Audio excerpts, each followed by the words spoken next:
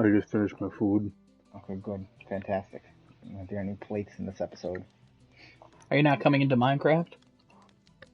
Yeah. Well, it's Give me a time. So moment. you want to hurry out?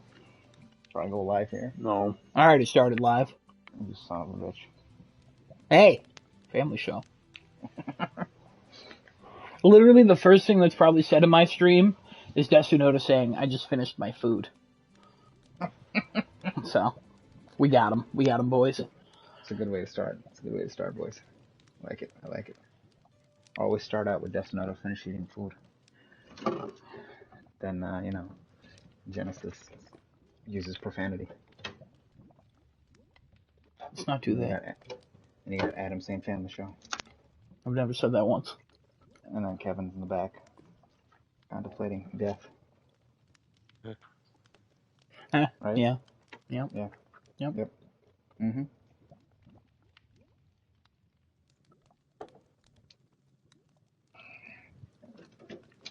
All right, you ready, Desnoda?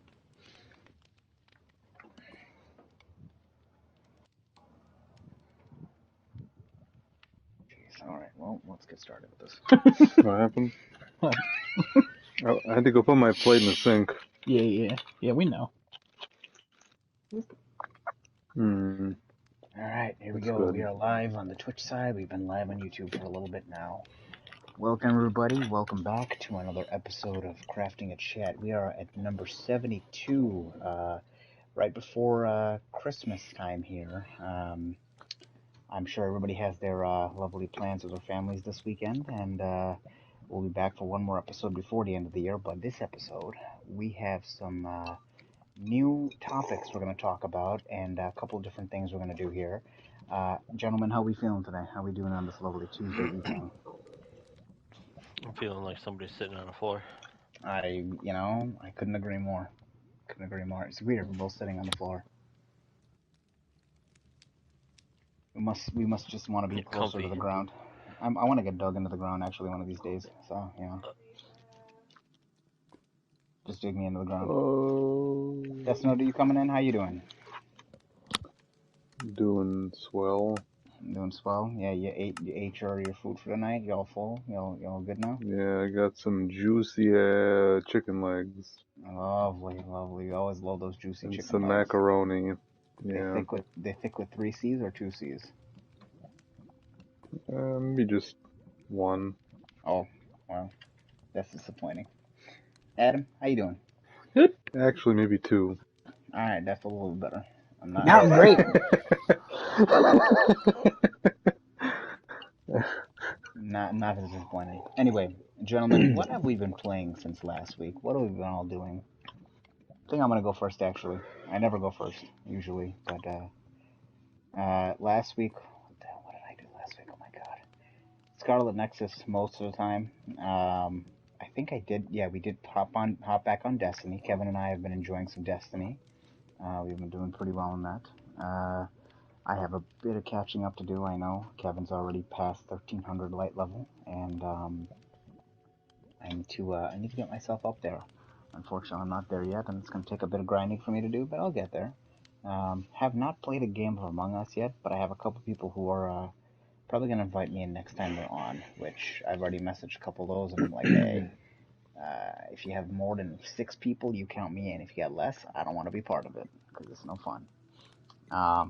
But yeah, that's what I played since last week. Desinoda, what'd you do last week? I listened to a bunch of Pokemon videos, like retrospective stuff. You've been on that Pokemon strike for a little while now. Yeah, for like all the older games. Like yesterday, I listened to the Ruby and Sapphire and Diamond and Pearl from this girl named Tamahiro on YouTube. Mm-hmm. And pretty good, pretty informative. Didn't really play much, mostly just watching. I actually watched this Korean romance drama. Okay. And I usually don't watch that type of stuff, but I started, and I got pretty attached to the characters, and show ended up being pretty good. I Good had that show. streak. I had that streak in my life. At one point, I was watching a bunch of Korean dramas and Japanese dramas. There's some of them are pretty good. Some of them you're like, okay, I can get behind this, and some of them I couldn't watch past like the second episode because I was like, this is boring. This is stupid. This is annoying. A lot I of just love the production value for them because they're Korean so high. Korean dramas for some reason have the same budget that a movie in their section would get. Like Yeah. they would just, I don't know why, and I don't know what the point is. I guess because they really want to make it high end and they want to make it look good. But and a lot of those Korean dramas are not like very like crazy stories. They're pretty simplified stories that are involving usually you know, a few characters, a couple of side characters, and then just a normal setting. Nothing insane, unless you're looking for like those, like, unless you're looking for like Korean anime type of stuff. But because I watched a Korean drama back in the day, it was about like an ER and about all these nurses and doctors in there, and it was just like, it's not like Grey's Anatomy or anything, or what is that? Oh, what's that other one with the doctor? Oh my God, what's his House? name? House. There you go. It's not The like Good that. Doctor. Yeah, it's like I don't know. It was just about straight up them saving different scenarios, like different people's lives in different scenarios. There wasn't much drama in between the characters, more along the lines of all the experiences they go through with these people who are ending up in the hospital. But that was one of the ones that stuck out to me that I watched. There's a couple Japanese dramas that I watched too, but yeah, you can get hooked on those pretty easy. And some of them are just terrible. Some of them are really boring. But yeah, Kevin, what'd you do last week? Yo, what did I do last week? Played some more Destiny. Yeah, we did. Played some more Destiny. Yeah, we did absolutely. Played some more Destiny. We sure Wow, did, Kevin. that's We a sure lot did. of I Destiny. watched Darkest Hour again, and I Oh, played some more Destiny. Kevin, did you mention that you hop back on Destiny? Oh, you know, I didn't. I'm Oh, back on Destiny. wow, Kevin. Which, by the way, you're playing on PC. We're doing crossplay. Yes. I think I'm up to like 150 hours in that game, which doesn't sound like much, but then you gotta hear about what I've done. I've only played in 2 seasons prior to this one. See, this is what I can't wrap my head around. You've put in 150 hours into just the last 2 seasons. Yeah. And I've been there since Destiny 1. And I granted, I did skip part of Destiny 2 because I was pretty upset with Destiny 2 and all those shenanigans, but, you know, like, 2 seasons. My God. Yeah. Okay. That first season was like around 90. Good Lord. One of our commenters also posted on Twitch, "Hey, hello," from the cast of Crafting a Chat. Hello, Kevin. Hello. Actually, the commenter's name is Kevin as well. I think Kevin92 is God. what I saw. Oh no. So, The 92nd Kevin. He's trying to take your place. maybe. Adam, what did you do last week? Kevin played some more Destiny. Oh my God, I didn't know that at all. No, I played Far Cry 6 with Chips. I played Far Cry 6 with Chips. I thought we had And a name for him. if you did, you didn't tell me, so it's Chips now. Hang on. No. Oh, it's already Chips. No, wait. No, I'm gonna keep going until you figure it out. Chicharion. How do you pronounce this? Chikarion? Chicharion? Oh, Chicharron? Chicharon. Why did you choose that? I don't know. That was what you posted. Chicharon. I don't remember that. Anyways, sure. Got it. Yeah, so him. I played with him. Did some Far Cry 6 stuff. I did mostly myself. I played a lot of that. I have literally one trophy left until the platinum. But it's easier with 2 players, so I'm just waiting for him to do that. And then over the past few days, I've actually gotten back into Animal Crossing, and I've officially now played more Animal Crossing than in the first couple days of owning Animal Crossing. because that's first couple days of Animal Crossing. I played like 21 hours in the first 48 hours of its release, and then I stopped. I'm now at 53 in the last 3 days. So Here we are with just people knocking hours out of the park, literally. Like, I don't understand how Kevin is 150 in 2 seasons and you're 53 in 3 days. I gotta be honest. I stayed up until like 7 last night. And played it. And when I watch YouTube during the day, I just pull out my Switch and I start playing it. And I'm like, yeah, just autoplay, whatever. just getting the same stuff. So I'm still watching the YouTube videos. It's a lot of the same stuff, but I'm making a lot of progress in that. I'm also on December 26th because I'm turning off the clock and like jumping ahead because some days I'm evolving past the days. So I just keep changing the time. Also visited a couple friends' islands, trying to get a peach, but we'll talk about that later. Okay. All right. Cool. All right. Well, now that that's done, gentlemen, do we want to jump into that segment that we have planned, or do we have any topics we want to talk about beforehand?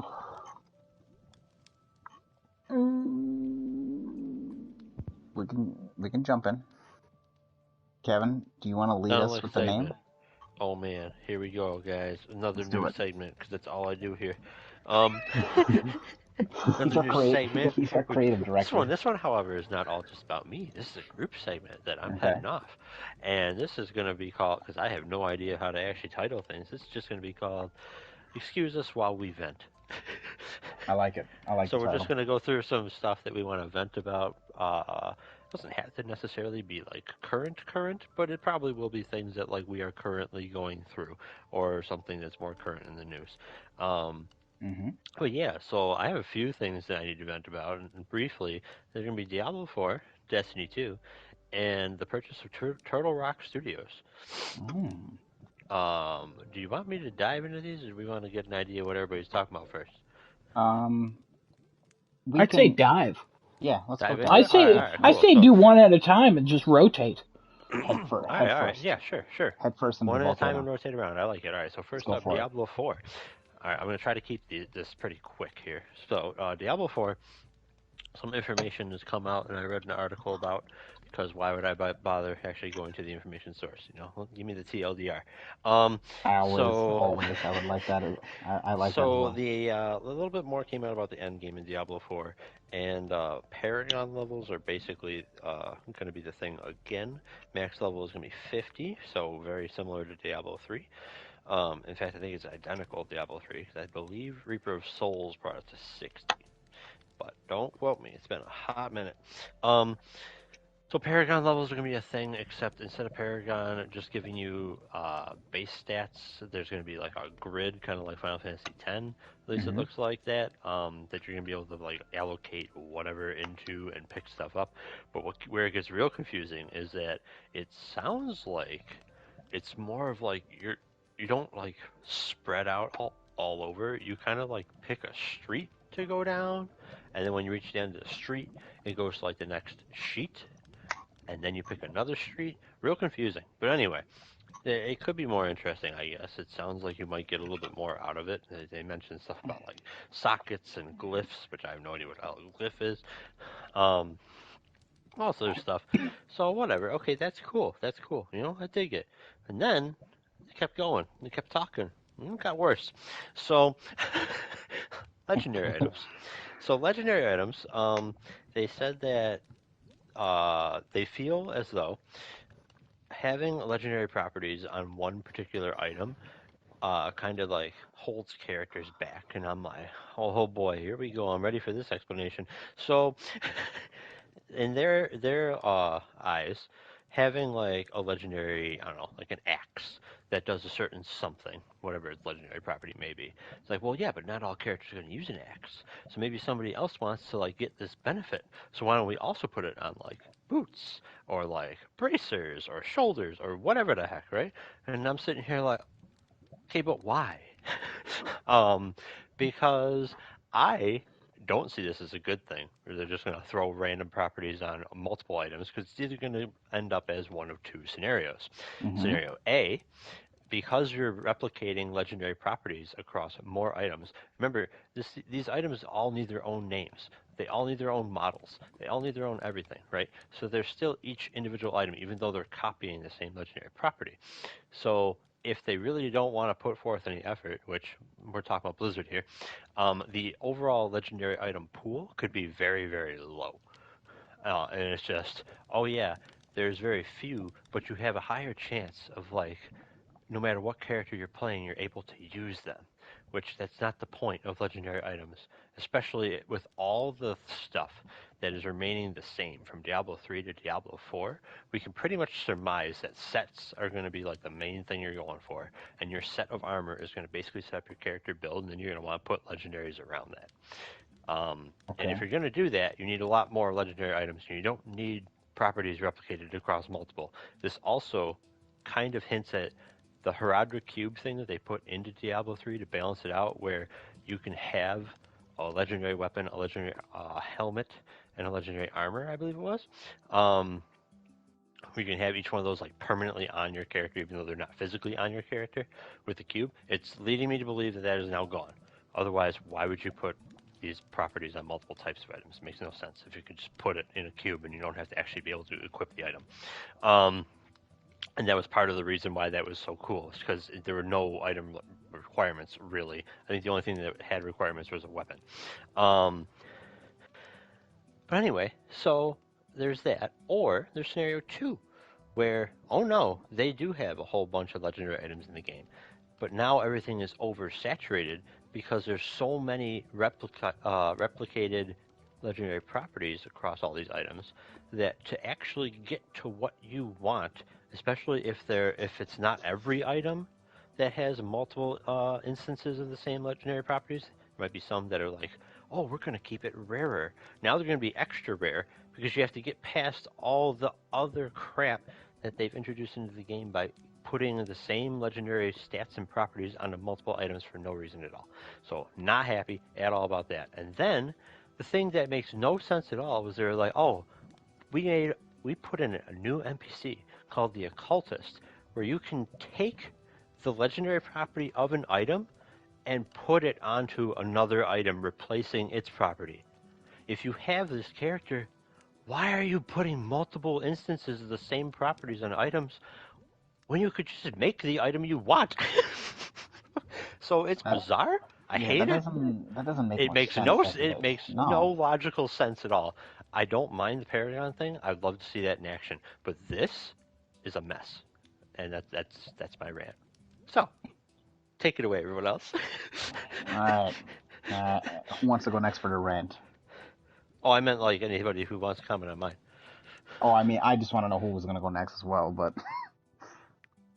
I mean, for everything that's, God, with all the issues with Diablo just going through from even Diablo 2 with their queue system, with everything that happened with that. Now that going, works now. That's gone. I like it. Okay, but you fix things on something that's been re-released.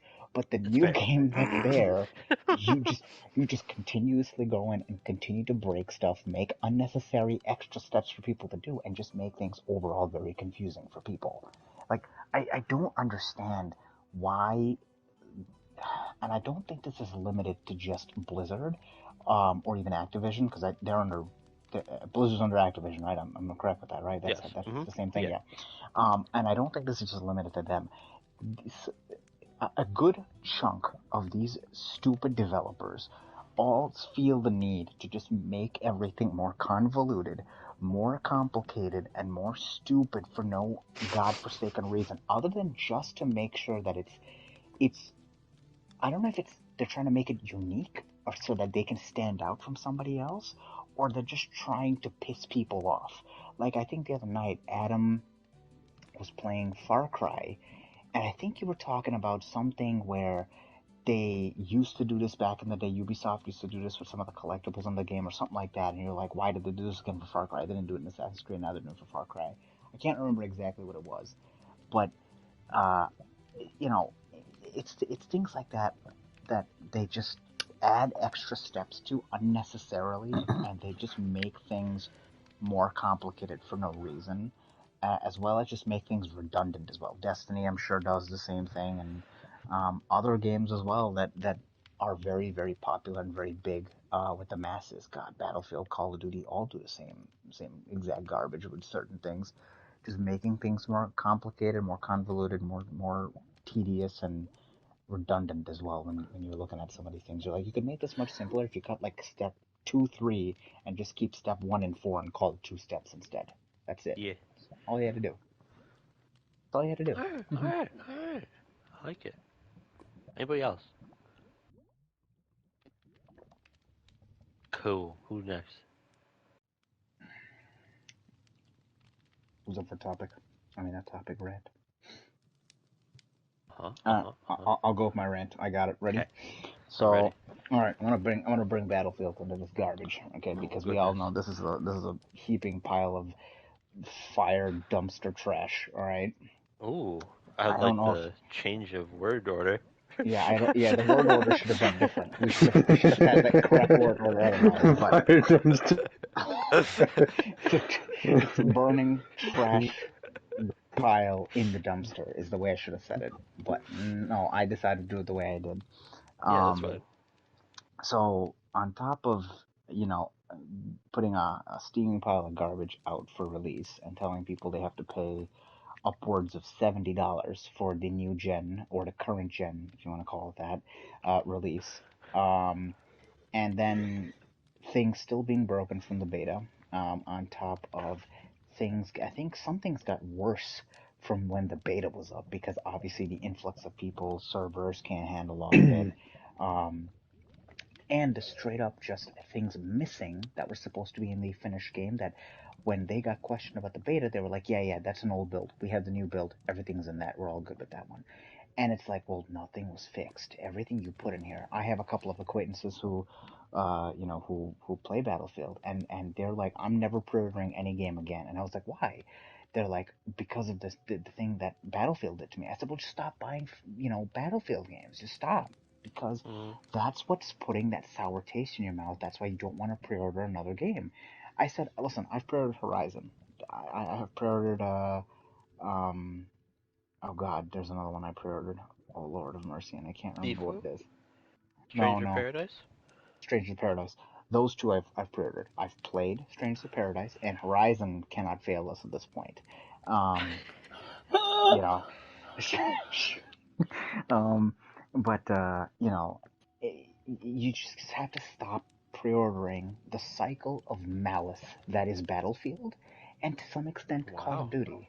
You know, because Ooh. Battlefield, the minute that they see numbers drop, they would it would really employ them to go back implore them I There think you go. that's the word. Yeah, they're already uh employed. yes, implore them to go back to the drawing board and do something about it because the pre-order numbers for them are still very good. They don't lose much year over year when they're looking at pre-orders. I'm sure there's some sort of decline or increase. I don't know. I have not studied the actual numbers like from each battlefield to each battlefield, but I'm sure as the years have been going on, especially after Battlefield 5 up to now Battlefield 2042, it's not. People need to stop pre-ordering this game. And also, I just was reading online. Apparently, this game is lacking all of those natural disasters that were supposed to come in that Battlefield 5 had. This was apparently supposed to have a volcano, earthquake, and tsunami, and none of those things exist, along with no structural damage to any of the buildings, area, or anything surrounding the maps. Not to mention the maps are just open, empty, barren wastelands. There's nothing to do in them, there's nothing to see in them. I mean, from a distance, they look really nice because all you can see is the color green and all you can see is the color gray and all these kind of things. But Hey, then when that's you get better a than Brown in Battlefield 3. good lord, um, listen, I would take I don't know what color we got in Battlefield 4, but I would take that because that was much better with the destructive building, with the elevator Oh, that yeah. actually works and you don't get stuck in and then you glitch out and fall to the bottom and you're trapped forever. Or I'm sorry, the doors that don't even work that you click and you don't even know when the doors are there and you walk into the elevator and it's like, I guess the door was open the whole time. God, and not to mention the regression they've made with overall classes. Like, I'm looking at Battlefield 1 and going into Battlefield 2042. I had more options for classes in Battlefield 1 than I did in this game. I'm like, why are we going backwards when you're trying to make a game to go forward and say, okay, this is the new generation of Battlefield. We're trying to make a step difference. We're trying to be different than Call of Duty. We're trying to give you a different experience. We're trying to make a game that is overall just enjoyable. Like, stop making this garbage. Take 2 years off, EA, and make your stupid game correct, and make it something that people will buy and be like, this is Battlefield. Like, I can't remember the last time I said that for Battlefield 4, 1, or 5. And granted, 5 was PlayStation Plus. I didn't even pay for 5. Like, 1, I had bought when it was what was that edition of it? The one with the lady on it? I can't remember. That's all Battlefield 5, I believe. Had the woman on it. No, Battlefield 1 had the special edition that had like extra DLC or whatever. And the Battlefield 4 I got back in the day when I got a PS4 originally, I think when it was cheap. It was a cheap, but that was like, you know, for a lot of people, I think Battlefield 4 was like the pinnacle of Battlefield at that point. 3 and 4 really are like the top for a lot of people. Even though 4 was still a buggy mess. Oh my god. 3 was alright. 3 was pretty decent. Yeah. But then 1 came along and it was, in many ways, it was stagnant. 5 just wasn't what people wanted. The 5 was my personal favorite because it fixed some of the problems with 1, but that's fine. But the problem is, it was more like 1.5 than 5. Like it was, yeah, it was 100%. It felt like a DLC of 1, you know. Mm-hmm. And then 2042 is just, they decided to pour gasoline in a poor puppy and throw it in the middle of a dumpster and then run that dumpster over with a couple of trucks and light the entire thing on fire afterwards. You gotta move with those trucks first, though. Fire safety. Yes, yeah, you don't want those trucks to explode. Puppy in there's fine. Just light his fire. His fur is pretty flammable. So, we don't condone any animal abuse at Crafting a Chat. I'm just saying that's what they did. No, not at all. What the hell? But yeah, anyway. That's my rant for Battlefield. They need to fix a broken piece of shit. Sorry, family show. No, you're good. So, yeah, the only thing I'm going to add into this is just remember, Battlefield 2042 probably could have been better if they didn't worry about having the whole of Portal and the whole of that other mode, whatever the hell that damn thing is called. It's like, is it radiation or no? I don't remember. Whatever the heck their PvE/co-op nonsense thing was. It's oh god, I can't think of the name, and they said it too. What the heck was the name? Keep talking. I'll look for the name. I don't remember, but like they're focusing on too many things now, and I swear there's probably some battle royale coming down the line too. Like, stop worrying about all these grandiose modes and all this other nonsense. Just make a Battlefield game. What's the problem? No, they need to focus on every single thing outside of making a Battlefield game. I think they're too focused on competing with Call of Duty, and it's like, you don't need to. Just stop. Just let Warzone be its thing. Yeah, you don't have here's the thing about Warzone. Do you call it Call of Duty Warzone? No, people just call it Warzone now. It's its own thing. It's not even Call of Duty anymore. Like, if you really think about it. Absolutely. So, like, why are you trying to be this alpha dog in everything? What do you say, Death Note? They're trying to just be like inclusive of every other person that wants to play something other than Battlefield. They're trying to just appeal to everybody, essentially. But you don't need to, and that doesn't work. That's what set Battlefield apart, was when you didn't, and you kind of catered to this. Like, you're going into Battlefield, okay. It's a lot more strategic. It's a literal simulation of war. Yes. More strategic than Call of Duty. It's more thought out than Call of Duty, and it's not just a simple run around solo, gun everybody down, and then you're good. No, you have to go with the team. You have to have strategies. You have to do what you have to do, and there's a level of realism to those games. Destructible environments, natural disasters, bigger maps that have like environments that actually affect what you do. It's just they don't know what they're doing anymore. Nope. Okay. I have no idea. Any other comments? Okay, who's next?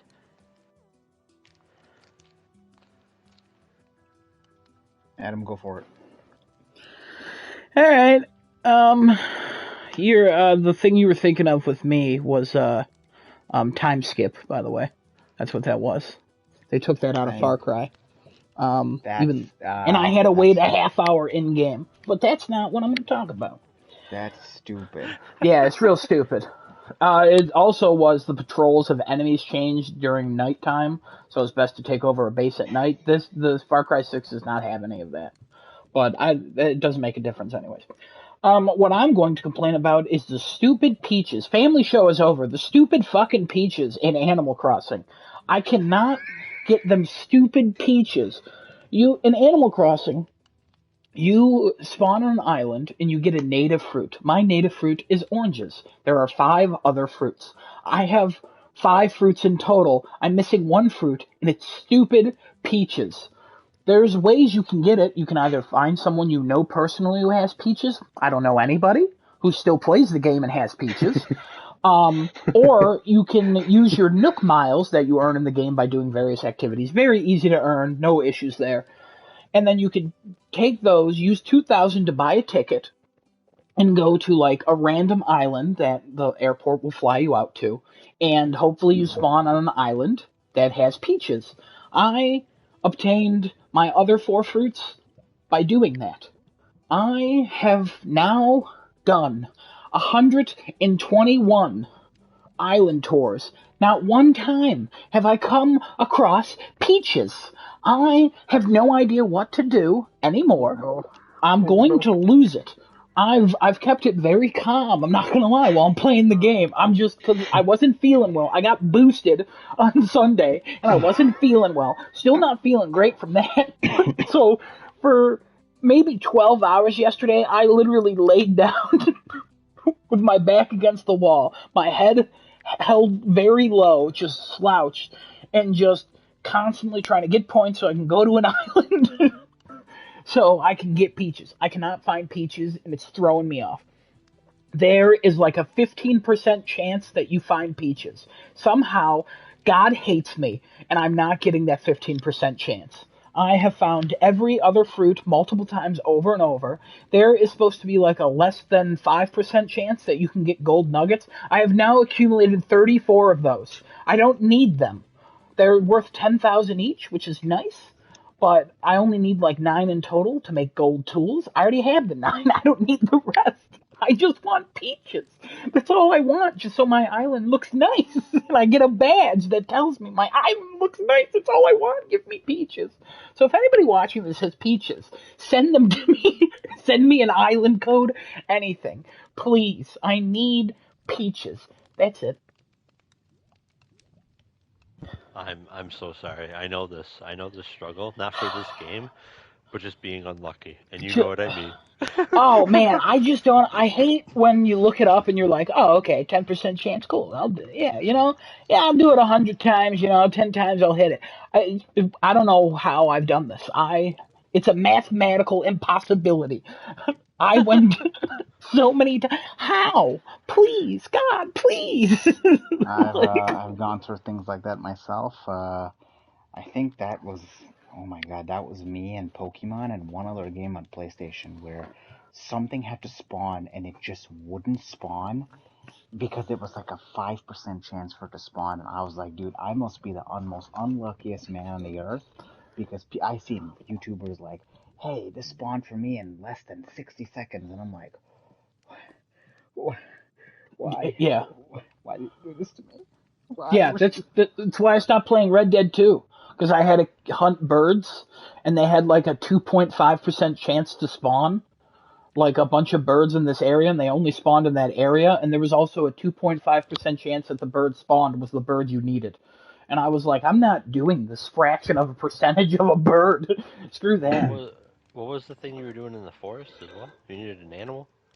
Oh, I needed, I was looking for an animal to find. I think it was a geese. I think it was geese. I don't remember. I was trying to get. and I ended I up was looking up watching something. your share screen to try to help you find this. Yeah, it was something like that, and they were supposed to spawn at this lake, but then they wouldn't spawn at the lake. And it was like, they spawn every morning at the lake. And I went through 9 mornings or something like that. I'm like, okay, well, you know, you just feel like you're losing your mind because math is not supposed to betray you like it does. But it does. And, Yeah. I hate it. So, but that's my first one. All right. I love that one, actually. That was pretty good. Thanks. Yeah. God, those stupid goddamn peaches. Hate them. All right, family show. Okay, hold on a minute. No, I'm just kidding. I'm just kidding. That's another what you got to rant about.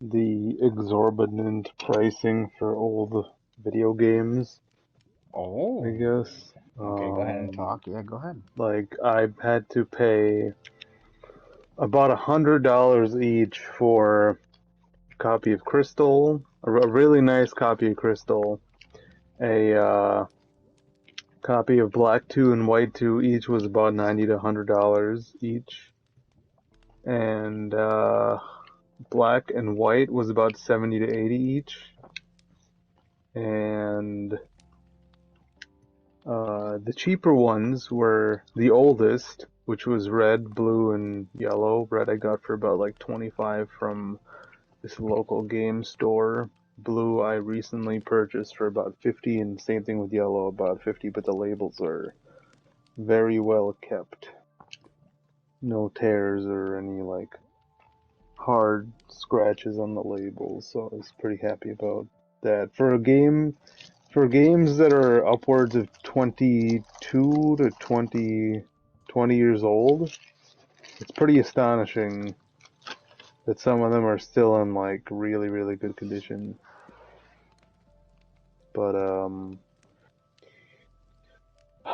it's unfortunate that yeah, go ahead. No, I was just gonna say, it's weird. I get like how those games are old and you can't find them anymore. That's why they cost a bit more money, right? But you also got to think these games also have a lot less features, a lot less content than the games nowadays. Well, maybe not in Pokemon's state, but not in Pokemon scenario or anything. But I'm saying in general that most of the games, when you pick them up older, they have less content, less features, and things like that. They also look worse, obviously, because of the graphical changes.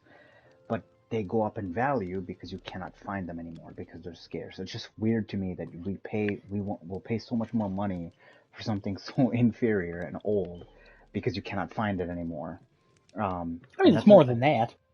Well, scarcity is a lot of it, right? Yeah, scarcity is a lot of it, but also people are paying for that, and a lot of people want it. Like, they're not people. Community too. People aren't just looking for it because there's not a lot of them. People want to play them because they liked them. It's nostalgia. There's a lot of it too. Mm-hmm. Okay, that's a fair enough point. Right. I just, to me, it was just weird because you see, I can compare this to, for example, I mean, this is not a very direct comparison, but I guess this is why the thought came up in my head because you find, like, I'll take an iPhone for example. You find an older version of an iPhone, ain't nobody gonna pay any extra money for that because it's an outdated product that nobody wants anymore because all the newer products are much better and function much better than the older ones. I took that very basic standpoint and I went into games and I'm like, it's older, it's inferior, nobody, but wait, yet it goes up in price. But yes, your point is 100% valid that it's because it was good that people want it and they can't get it anymore. It's collectible. Yes, it's collectible. Yes. Yeah. But that's where my thought process came from. It's going to be wild in 20 years when people are like, I want this game on disc. And it's like, well, you need the day one patch for it to actually work, though. So I don't know if you really want to collect this. Also, the online servers are down, so there's not going to be a patch. So it's like, what the hell is it going to be like then? People are still going to be like, I found this GameCube game. Yeah, like other things other than Pokemon. Pokemon games on GameCube are even more pricey because XD Gale of Darkness is around like for like a complete copy with like the case, manual, and the game. It's about maybe like $175 to $200. Coliseum is probably around the same thing, maybe like 150 to 200. Yeah. If you look at the older Silent Hills, they're like $100 for the PS2 Black Label.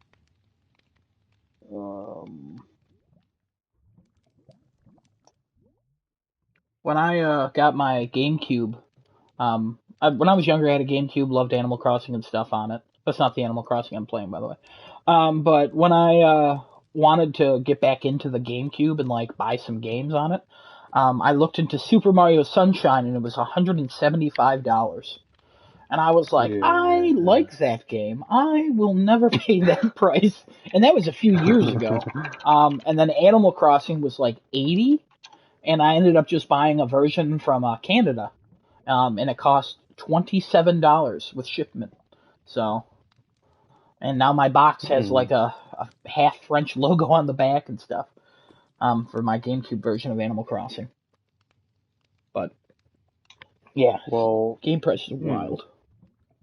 apparently you can get Sunshine for about $50 now on eBay. How much? Complete with the manual. $50.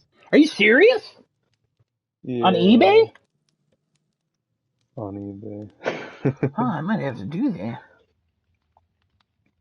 Yeah, it's actually dead. 35 if you're okay with the player's choice copy. Yeah, I don't give a fuck.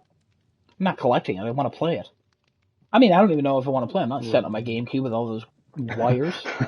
Wouldn't it be cheaper, or I guess the same price to just get that redone version that they have for the Switch? Yeah, that's probably what lowered the price. Games. That's probably what lowered the price, honestly. Yeah. Because when I wanted it, this was some years ago, so where it was like the easiest way to play it was to have a GameCube copy and throw it in your Wii. Yeah. Now that the Switch thing is there, so yeah. It's a good point. I do own a Switch, but I don't want any of the other games that come with it, so I'm not going to buy it. This is generally very true for really only Nintendo games, right? Like Silent Hill, I know you mentioned before, that's one of the exceptions, but like, it's mainly Nintendo games that get like this because they don't... There's PlayStation 1 games. The older ones, I'd say. Yeah. Yeah, for other games too, not just Nintendo. Yeah. Original Maybe Xbox Nintendo's games could be a little bit higher, but some original Xbox games started going up, so, as well as 360 games, because they were rare and the 360 just turned, like, I don't know, 15 years old or something. So some of those games started going up in price. Time flies, man. Time flies when you're getting old. Yeah. Okay. Cool. Nice rant. Any other comments on this? I want to hear what Kevin has to say next. Kevin, go for it. I'm on Destiny 2 now. You got it, bud. So now we got Destiny 2. Now let me just remind everybody, all right?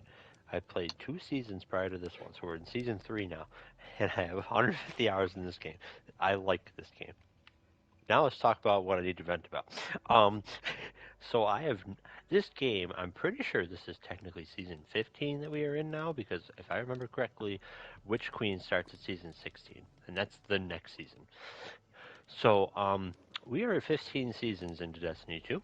This waypoint system is ass. So the waypoint, actually, I shouldn't say that it just is. This waypoint system's confusing. That's a better word for it. So there's certain times when the waypoint system for quests is like, yeah, you're walking down this 200-foot long hallway. You really can only go one direction. But we're going to remind you that your quest, it's this direction. Like every 20 feet. Oh yeah, keep going straight. It's like, thank you. There's only one direction I can go in, but yes, thank you for reminding me that I need to go straight. Whereas other times, it'll be like, oh yeah, use this key, and there's no waypoint at all. And it's like, oh, yep, okay. So now we're gonna go into that into more detail. So the new event, Magnum Opus, no waypoint for where you're supposed to put the strange key. Now let me give you an idea here. So the area that you go out to try to figure out where you're using this key, you actually complete Dares of Eternity in this area. So like if you're looking around at the environment at all while you're killing all sorts of stuff, you get an idea of like what's out there. Now I had noticed prior that there are little like pillars that have rectangular cuts out of them. And I'm like, oh, hold on, there's a few of these. Maybe the key goes in one of these or all of them because there's a slot for it. Not those. I'm like, all right, there's a door over here. Let's try the door. Nope, doesn't go to the door. Does it go to the tower looking thing? No. No, no. So I look it up online because there's, again, no waypoint at all, no information at all. So I look it up, and you have to go to a pile of rocks. Just straight up rocks. There's nothing unique about these things. But don't worry, once you get there, you have to be like within 3 feet to actually get the waypoint to show up to where you're supposed to put this thing. And then you got to go on a pixel hunt to figure out where you have to stand and what angle you have to look down at to put the freaking key in the rocks. And when you finally do, it opens up a thing on the other side of the map that you would never even know was there because it looks like just a darkness texture on a wall. But you're supposed to jump over this giant boulder and go into this little crevice that opens up into a cave. And Genesis can attest to all of this. This is true. This is 100% authentic. Also, and no waypoint for that crevice. Oh God. Or maybe there was. I don't remember. But you literally cannot see where to put this key. It is when I say it's the most generic pile of rocks you'll ever see, it is the most generic pile of rocks in any video game that you'll ever see. So where you're supposed to take the key and push it in there, I'm sitting there staring like Kevin's pointing to the rocks, right? I go over and I'm like, okay, where do I put this? He's like, just stare at it. I was like, what do you mean? He's like, literally, it took just you stare so at long. it. I'm like, okay, I crouch, I'm looking at it, I'm like, Kevin, maybe it's not this rock, maybe it's that rock. Kevin's like, nope, it's this rock. You gotta look at it, you gotta look at this rock in a certain way. I'm like, okay, all right, let me take a couple like laps. 4 minutes. I had to take a couple laps around the rock. I had to like sit and crouch down and spin. Eventually, I just happened to pass over like one of the specific pixels over the rock, and I got a square icon to appear for like a second, and I was like, oh my God, there it is. And I had to like go back and line it up, and I was like, how on earth would I know if I didn't have this man guide me? How would I know to use this here? So you're gonna have a blast. I started the other seasonal stuff going on with the cookies, baking cookies and giving them to people or whatever the heck they are. I'm already just get ready. We're going on a journey. You're gonna see Lord. a waypoint that just points straight down into the ground, but we'll get there. I found it. Oh no! Oh no, Kevin! I was so bad. Anyway, I'm having Vietnam flashbacks. I'm having flashbacks. The thing that I want to just rant at about with this waypoint thing, real quick, is I don't understand why whenever a game is going to use waypoints, just be nice. Be nice to the player. If you're going to use waypoints, guide the player to wherever it's going to be. If you want to take away a waypoint and make people find something, give them a little bit of something to go on. All right, please. Any developer out there, please. I beg of you. Because here's the thing. If people don't want to go looking for stuff, they're going to look it up online. So why are you turning it into a blind hunt? Give us a clue. It makes no sense to just give us nothing when someone can just go online like I did, find a picture of exactly where you're supposed to look, and then, oh, there it is. Like, I don't understand. Having puzzles in a game is fun. I usually don't look up solutions to puzzles. People who know me know that I do this. I usually will try to tough it out and figure it out myself unless I have absolutely nothing to go on. And all too many times in Destiny, you have nothing to go on. And you're just supposed to know somehow. And it's not in quest descriptions or anything like this. They barely give you enough information for you to even know what the hell you're doing in a quest. This game doesn't give you any information. No, it doesn't. It's the dialogue between you and the character, and the character says, wow, well, that spaceship is awesome. All right, you're supposed to head to this quadrant of the galaxy and hit this rock with a specific gun. Like, right. Where did I get that out of this conversation? But, so there's that, which I think we beat to death now. And then there's one other thing that drives me crazy about Destiny, and this is more of a recent thing. So, I'm guessing for a decent chunk of Destiny 1, probably 2 as well, of its life, there's been certain events or playlists or whatever where you can increase the difficulty, but when you increase it to a certain point, it turns off matchmaking. And it's supposed to, promote, oh, well, this is what the clans do, or like friends or whatever. Cool, great. But you now have introduced a new mechanic for raids. Raids. Actual endgame content. The most difficult content in the game. You have introduced a concept of let's allow public players to join up with other players. Let's have an in game system where you can queue up to get into another group. And you still have no matchmaking on harder difficulty things that are super freaking easy. Like, why can you not just give us matchmaking for everything? Or, wild thought, take what is online in the Bungie.net Fireteam Finder and put it in the frickin' game, like Diablo did, like Path of Exile did, like frickin' World of Warcraft did with its raid finder and all this other crap. Just put it in the game. Is that hard? I don't think it is. But, whatever. Alright, I'm done now. That's Destiny Now, 2. that's been a problem since Destiny 1's inception, um, where I don't even think that was the right word again. I don't know how to use words No, tonight you in got it. English. You got it. I don't that's been something that all the players of Destiny have been asking for, because whenever they introduced the first raid, which was Vault of Glass, that was just it. The first fire team went in, right. It took about 13 hours to beat that raid the first ever time in the world. And every raid after that, the one major ask was, hey, I don't have 5 friends to play with. I have 2, and then they're sometimes busy. Can you put matchmaking in? Okay, cool. Let's put matchmaking in for raids. Nice, awesome, fantastic.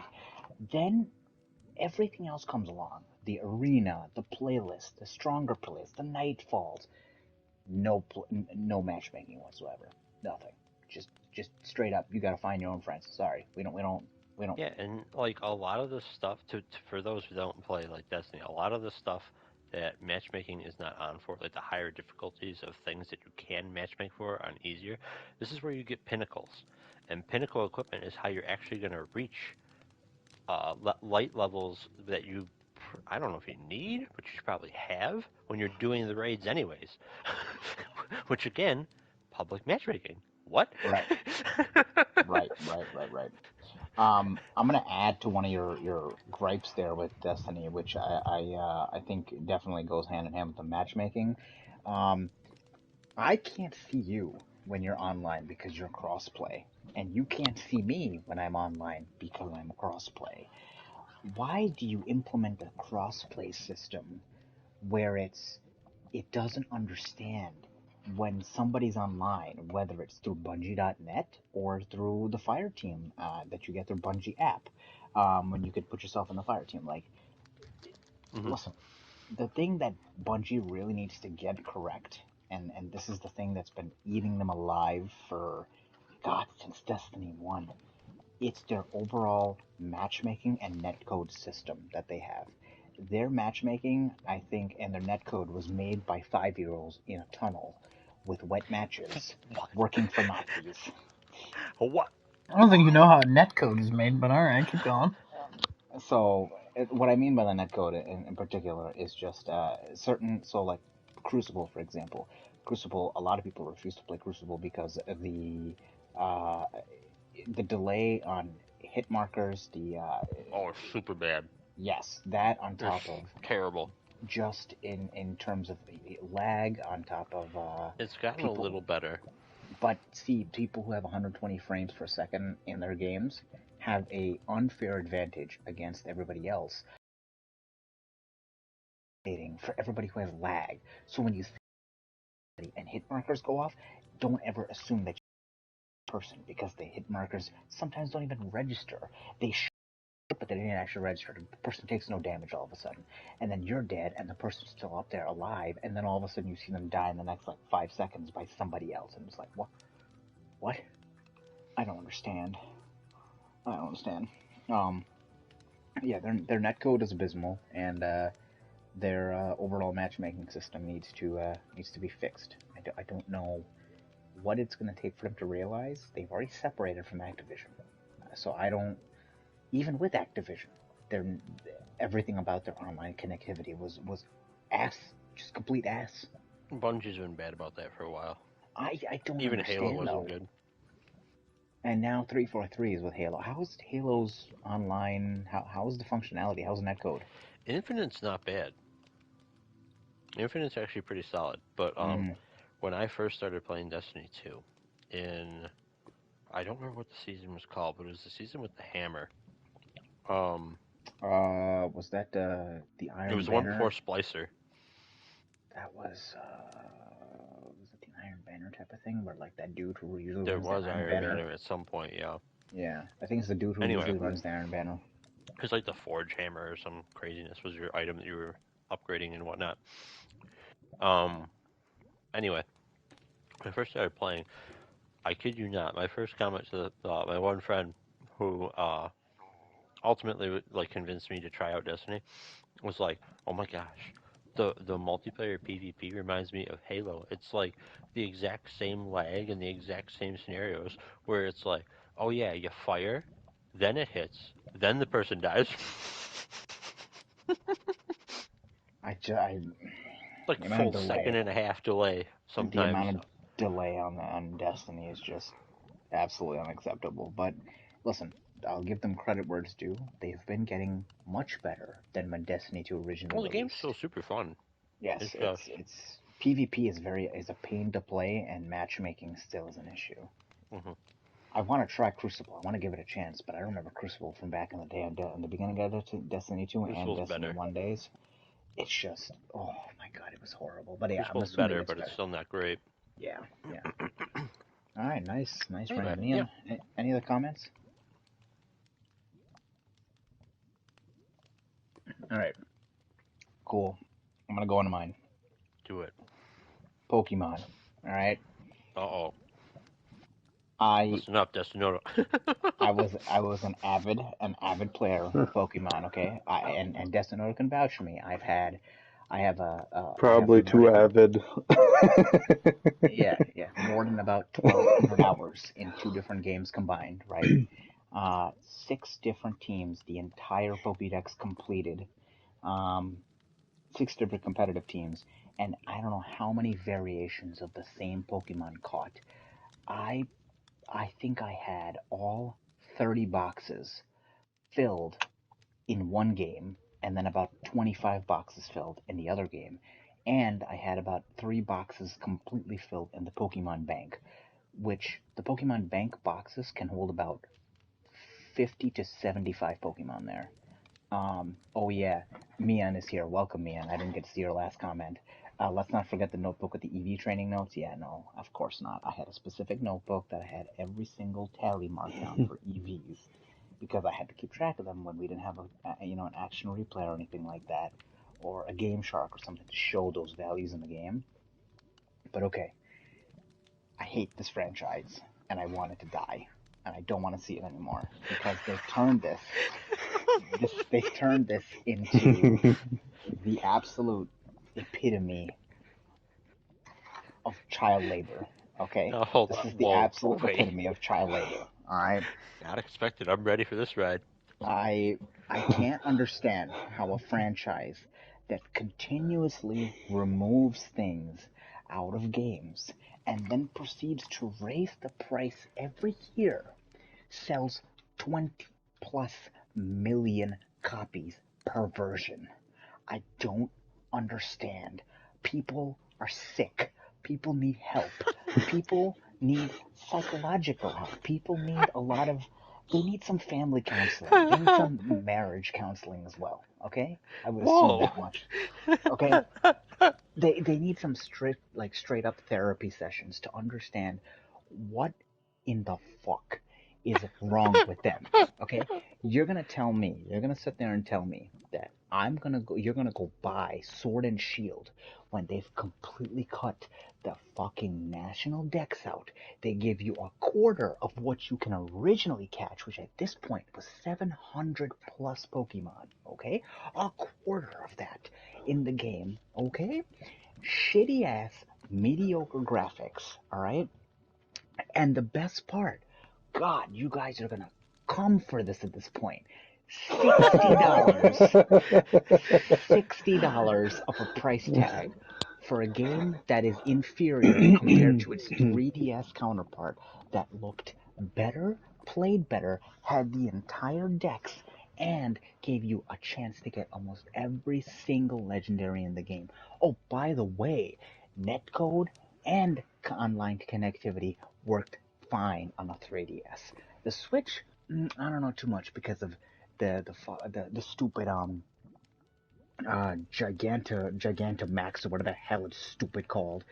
It's just I can't understand. And now they did the same stupid ass garbage with the Diamond and Pearl remix. Took out the Battle Frontier, took everything else out of it, gave you a half-ass remaster, told you, hey, we're doing everything that you want as fans, and lied to your face. They basically took you in the back as the dirty hooker you are already, spit on you a couple times, and instead of throwing a $5 bill at you, they took a nickel and threw it at your eye, which now you have an infection in your eye because of this. They then told you that you are absolute trash, and you told them, I love you. I don't understand. What is wrong with the Pokemon fan base? I don't understand anymore. Pokemon needs to be exterminated. It needs to be eradicated. It needs to be, incinerated. It needs to be extrapolated. I don't know what the last one said. I don't think that word means what you think it does. Nope, I don't think it does, but I used it regardless. I hate this franchise. I hate what it's become, and I was such a big fan of it, especially up until Sword and Shield. Like, we would hear things about Sword and Shield, and I was getting super excited. I'm like, alright guys, here we go. I'm gonna buy a Switch now. Here we go. I'm gonna get a Switch. And then I hear all this garbage, and I'm like, you took out some of the best parts of this game, replaced it with nothing.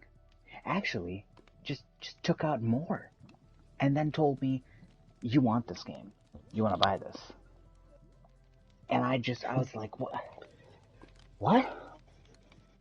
Oh, and not to mention, they stopped making the third versions of games.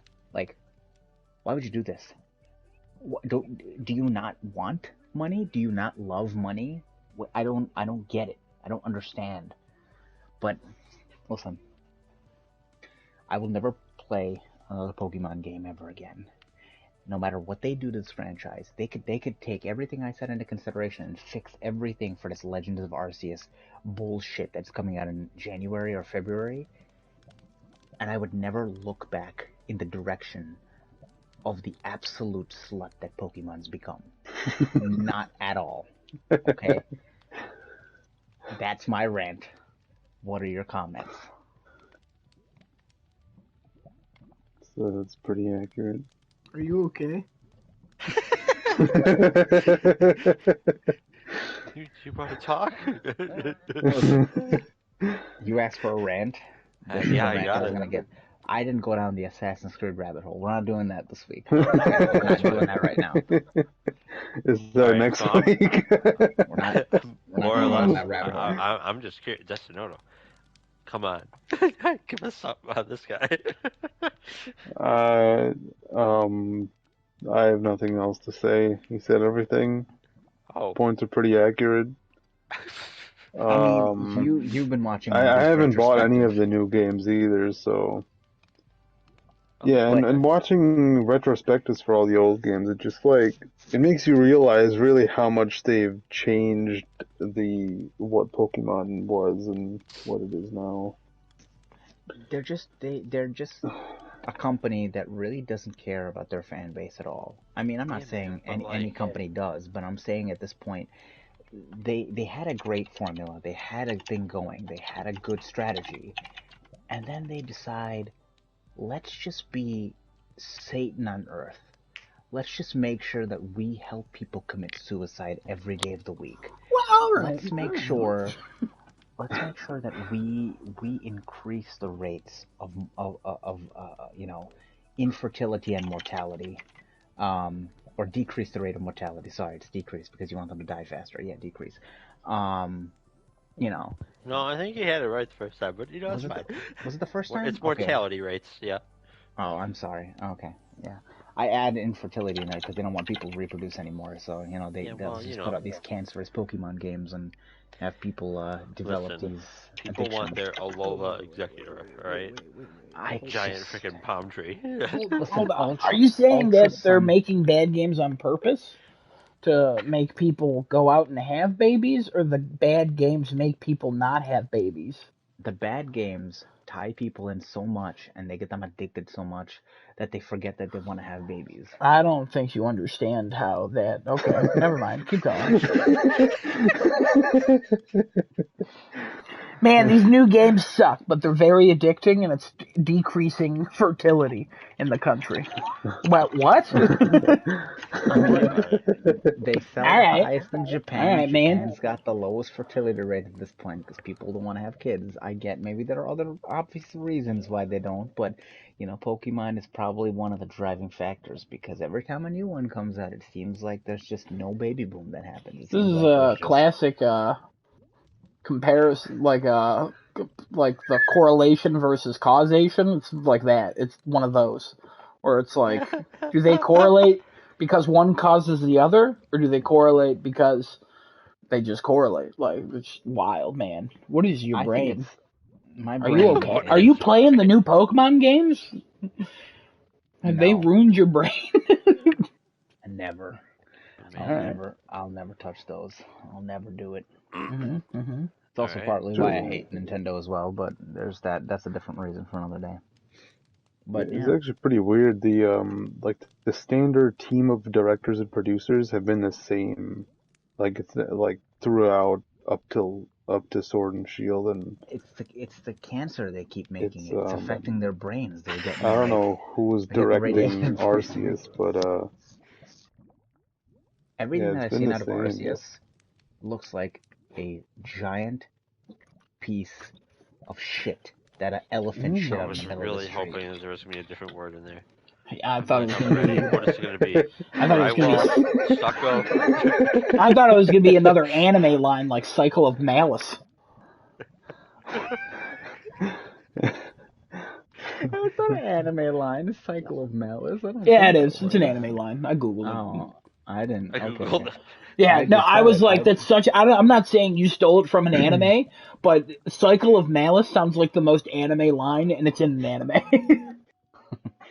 I don't get it. I don't get what they want to do with this franchise, and it's just everything I've seen about Arceus is just absolute garbage, and the frame rate's terrible. The graphics look like shit. It looks like a free roam Pokemon, but I don't think it's going to be that because there's going to probably be some restrictions on it, and they still haven't brought any of the good evolutions back. On top of they keep removing game mechanics. I don't even think triple battles are in here anymore. They're just gone. I don't know. I can't anymore. Anybody else have any comments? Adam, you want to go next if you have anything? Going. Yeah, no, that's fine. Adam, yeah. All right. My other one was DLC is too expensive now. It's a good one. The only reason I remember playing games, and then they'd be like, "Hey, DLC's coming out. It's $15," and I'd be like, "You know what? I'll pay $15 for a pack. $10. Yeah. $5. $30 for a season pass, or whatever the hell it was." Now, there are now 3 games that I'm playing, or are in my library that I've played within the last few months that I actively want to continue playing, and I like it. And the season or the DLCs expensive AF. 2 of them are Ubisoft titles. Yes, that was I know. That's why I said that. Problem. Hold on. Yeah. Mm-hmm. Yeah. Hey, man, your 2 rants were about games you don't play. So let's keep the commentary to yourself, there, boy. So yeah, someone had to say it. So no, the DLC, the first one is Assassin's Creed Valhalla Season Pass, $40. You get 2 DLCs that are apparently pretty good. You get a couple other things, which is cool. Like I'm all about it. And they just announced like a free update to it. Didn't even have to have the season pass, but you get all this like support to this game afterwards, which is nice. And they've really been putting the work in. And then they were like, hey, more DLCs coming. And it's coming out next year in March. That's an additional $40. And I was like so excited for that. I was like, man, that makes the season pass worth it. And then they were like, no, this is its own thing. It's another season pass. It's like, okay, um, I understand that the name season pass is supposed to go a season. But at the same time, if you're giving me content for a single player game that is, I don't know, 15 hours or 3 of them that are 15 hours each, I don't necessarily want to play all of them. And I know you price them out individually, but their individual prices are $25. So if I bought everything separate so far, it would be $125. And I'm not doing that. The next one is Far Cry 6 Season Pass for that one, also $40. You get quite a few DLCs, but at the same time, it's too much. I'm not paying $40 for 2 hour episodes of things that add like 6 trophies. I like me some trophies. I'll be okay if I get the platinum and not have the DLC trophies. Like I'll survive. And then the last one is Animal Crossing. There's a DLC. It's $25. It's all about designing stuff. If that was like 15, even 20, I'd be all about that. It's a small thing. It's for, I would say, a niche crowd. Whoever's still playing Animal Crossing and the people who like just want to design homes. Like I'd be all about it. But $25 for that? Like, come on, you gotta stop it. Stop pricing DLC so high. If your DLC is almost half the price of your game or a little bit more, then like what the hell am I buying your game for? I'll just wait until a couple of years from now when it's all packed together for $7. Like it's just ridiculous. Like thanks for supporting your game, but at the same time, like know your worth. I will have to agree with you on this. I mean, I'm guilty of buying a very overpriced DLC.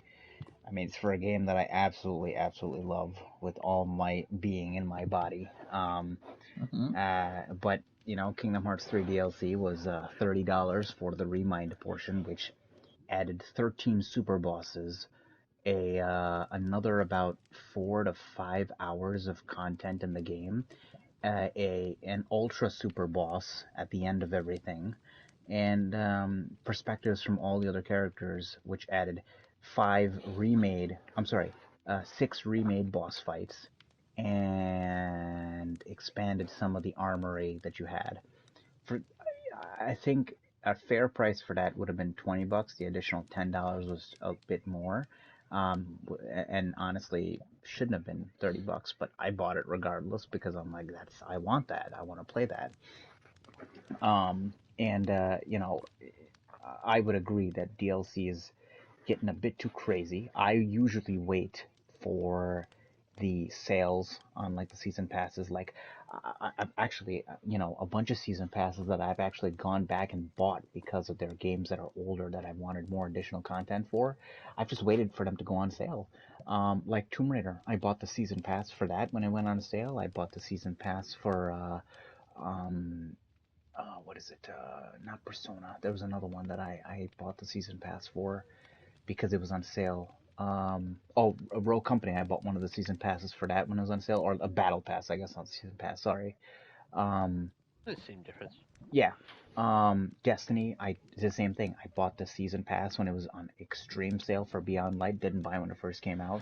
I'm contemplating whether I want to do the same thing with Witch Queen because Witch Queen, the version that I want is $100, and I'm like, I'm not gonna spend $100 on a game that's free to play at this point that I just have to keep buying expansions for. Um, Heartbeat. and you know, We'll go over that in a second. Final Fantasy VII Remake. I did buy the expansion, but that was only $20. But it did definitely not add as much. If I was to compare this with the Kingdom Hearts 3 DLC, it definitely added less. There were some more free things that came with Final Fantasy VII Remake as an update, which is good. I have no problem with that. But if I'm looking at comparison of content in it, definitely less in FF7 Remake versus KH3. One of your main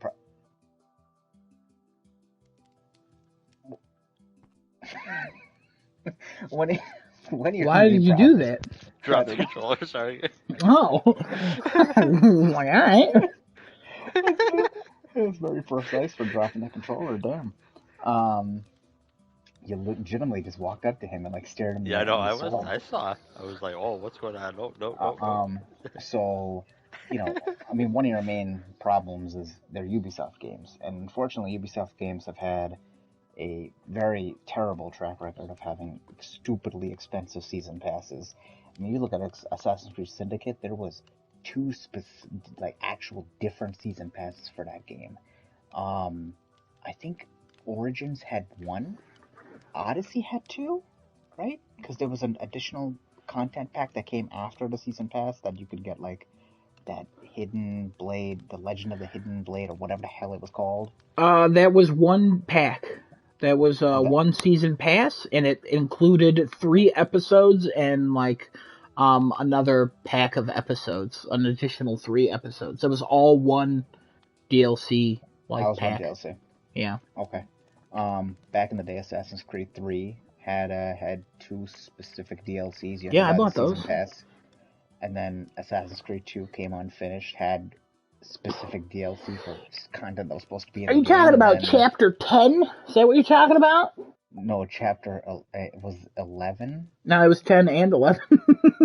Oh, Dude, we've talked about this so many times where like we're playing through the game and then all of a sudden they're like, hey, we've noticed it's corrupted, and then you're like, what? Part of the story is corrupted? You're just gonna jump me? And then you like look it up and it's like, hey, buy this DLC when it comes out 3 months from now. It's like, what? This is part of the main story. What the hell are you talking about? That was the worst that Ubisoft has done. I think I chalk it up there with them selling their DLC to you before the game is even released, cutting the content from the game and saying that is corrupted. That one was stupid because when they came out, it introduced where you can like fly across the buildings and like on those hook things, like Yes. you can jump or whatever the things that launched you like up or whatever the hell. And you couldn't do that in the final chapter. Where you're like, what the hell? Where did You're this like, go? what the hell is this? It was so confusing. It was so confusing at the time. And they were $15 each. Yes, they were. They were, and I paid for. So did I. I paid for both of them. Ubisoft has just a really bad track record of doing this, and they're one of the main culprits for season passes still being a thing. Because I think, as far as the gaming industry goes, season passes are pretty much a thing of the past. Like, you don't see that. That is horribly wrong. Is that? What am I thinking of then? I have no idea because everybody has season passes now. The games that shouldn't even have season passes. Didn't we have a conversation at one point on the cast about season passes not being a thing, or was that something else? No, that was the online pass. That's what it was. Yeah, that's what you're thinking I'm of. getting confused about. Sorry. Oh yeah. No. Yeah. You're right. I got it. We there now. We know. But yeah, I mean, season pass is just, there's season passes for single player games now. Oh my god! Don't even get me started on that. It's what Assassin's Creed is. Yeah. Well, yeah, I know. No, but like there's just okay. There was a really bad example of this from Bandai is like the Naruto game that I played, the Naruto Storm 4 game. Season Pass gets you everything up until the end of announcements, right? So there's no more content for Season Pass. Then all of a sudden they announce, here's a new Season Pass with everything in it. 3 years after the game has been out. I'm sorry, even 4 years. Because it was like 2019. That game came out in like 2016. And that was 2019 when they announced the other part of the DLC coming. Like, where have you been for the last like 3 years of this game? That you're now putting this content out, and I think fighting games usually do that the worst too. They announce that they give like endless DLC and it all just piles on top of each other. I think somebody did the math and like for Street Fighter, if you wanted to like own it, no, for Dead or Alive, if you wanted to own everything in the game, it's like $300 or $400 to own all the costumes and the characters and the stages and everything out of the game. That should just come with it in a Game of the Year edition for like $40 or $50 or whatever. It's insane. It's absolutely stupid crazy. But yeah, that was a good one, Adam. I like that one. That's really good. So I'm conflicted about this topic, Go ahead. and the reason being, I'm old. Um, so I remember when expansions were a thing and not DLC. And like Lord of Destruction for Diablo 2, I'm pretty sure when that came out retailed at like $40. Mm-hmm. But How much content did it have? it had a ton. I'm getting there. Yeah. But expansions back in the days of yore, they had some serious content Back in the days of yore? Listen, all right. You say your words, I say mine. You got it. Keep going, Kevin. You got this. So, like expansion packs, I'm pretty sure is what like they were really called. It was mostly PC at the time, so like I'm pretty sure they were all called expansion packs. They added a pretty significant amount of content usually, and were priced somewhere between $20 and $40. And yeah, I totally agree that like some of the DLCs that come out now are definitely overpriced. And there's some that are priced really reasonably. Oh yeah. And then some DLC, it's like, why am I paying for this? It's like, what is this? Here, like, what you call it? No, it's not even a question of why am I paying for this. It's why are you doing this? And that is Train Simulator 2 or whatever the heck it is. What is that game? Oh my god, yeah. Where you have to buy yeah. each individual train? Can we make a pack, please? Like, just... Yeah, that's... There's just so much. And I'm like, oh, good lord. Like, why? Just put some things in your games. What I will say that's nice, though, about some games and how they handle their DLC, I love when DLC is like already in the game and you're just like paying for it to like have access to it, as opposed to, oh, I got this DLC, now I gotta spend like a year downloading all this crap. No, I'd rather do the downloading. My save games don't work either. See, okay, not that. Yeah, I'd rather do the downloading because like it's already here. I just need a key. PC thing. Yeah. Like I don't like that. Because I like with PC stuff, expansion packs, The Sims had a lot of them. They were expensive, each and every one of them. Even nowadays they are. And I'm like, why the hell would anybody buy those? But I'm guilty of it in the past, being like, $40 for packs? Hell yeah. Oh, yeah. This is significant. It's weird how our opinions have changed from then. Like back, like even the Assassin's Creed packs, like $15 each. We look at that today and we're like, "Are you stupid? Are you on drugs?" It's because we like, it's wisdom. We've gained wisdom, and then we still buy DLC that's overpriced. And other times we buy DLC and we go, "Wow, this is great." But then you can't think of any of those examples because they didn't piss you off. Horizon Zero Dawn, the DLC, I think it was $15. Got maybe 10 additional hours out of the game. Loved every minute of that. Worth $15. Would pay it again. So, Destiny 2, Witch Queen thingy. I was looking at it on Steam because I'm like, oh yeah, I gotta like pre-purchase this and see what can we get. And so there's the Halo event going on right now, and you can get the pack of like exclusive stuff for the Halo. Well, it's Bungie event, but like it's Halo event. You can get the exclusive stuff for like the Halo and Marathon event for $25 if memory serves, and then Witch Queen should be like 50, I think. It's 40 or 50. It's about 40 or 50 bucks, yeah. And then, I'm like, okay, so wait, they're gonna bundle the Halo stuff with Witch Queen? Alright, tell me more. And it did tell me more. And it said you could have season 16 through 19 already unlocked for you. I'm like, ooh, hold on a minute now. Because those battle passes are $10 and tax each, so that's 40 something. the Halo stuff was 25, and the game is 40, and I'm like, it's not a great savings, but I can have it all in one easy payment of $100. Sign me up.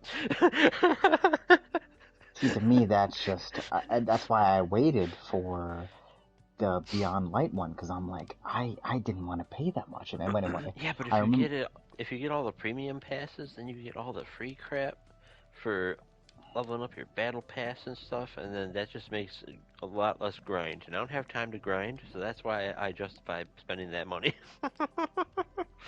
I can see that. I get that. I just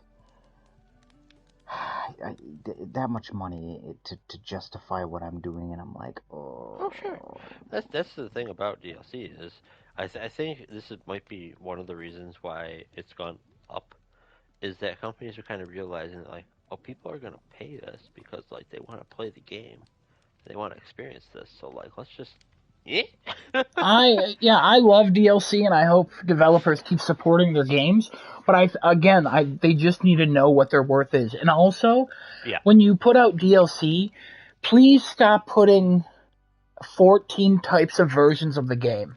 It is so confusing. Every time I'm looking at a game to buy, it's like, okay, I could buy the deluxe edition, or the digital deluxe edition, or the mega digital deluxe edition.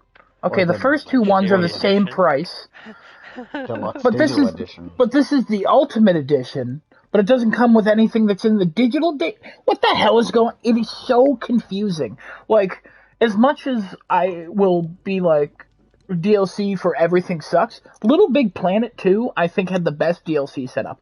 Hey, you wanted one costume from the Pirates of the Caribbean pack? 99 cents. You wanted the Pirates of the Caribbean pack that included water, a game-changing element? It was like $10.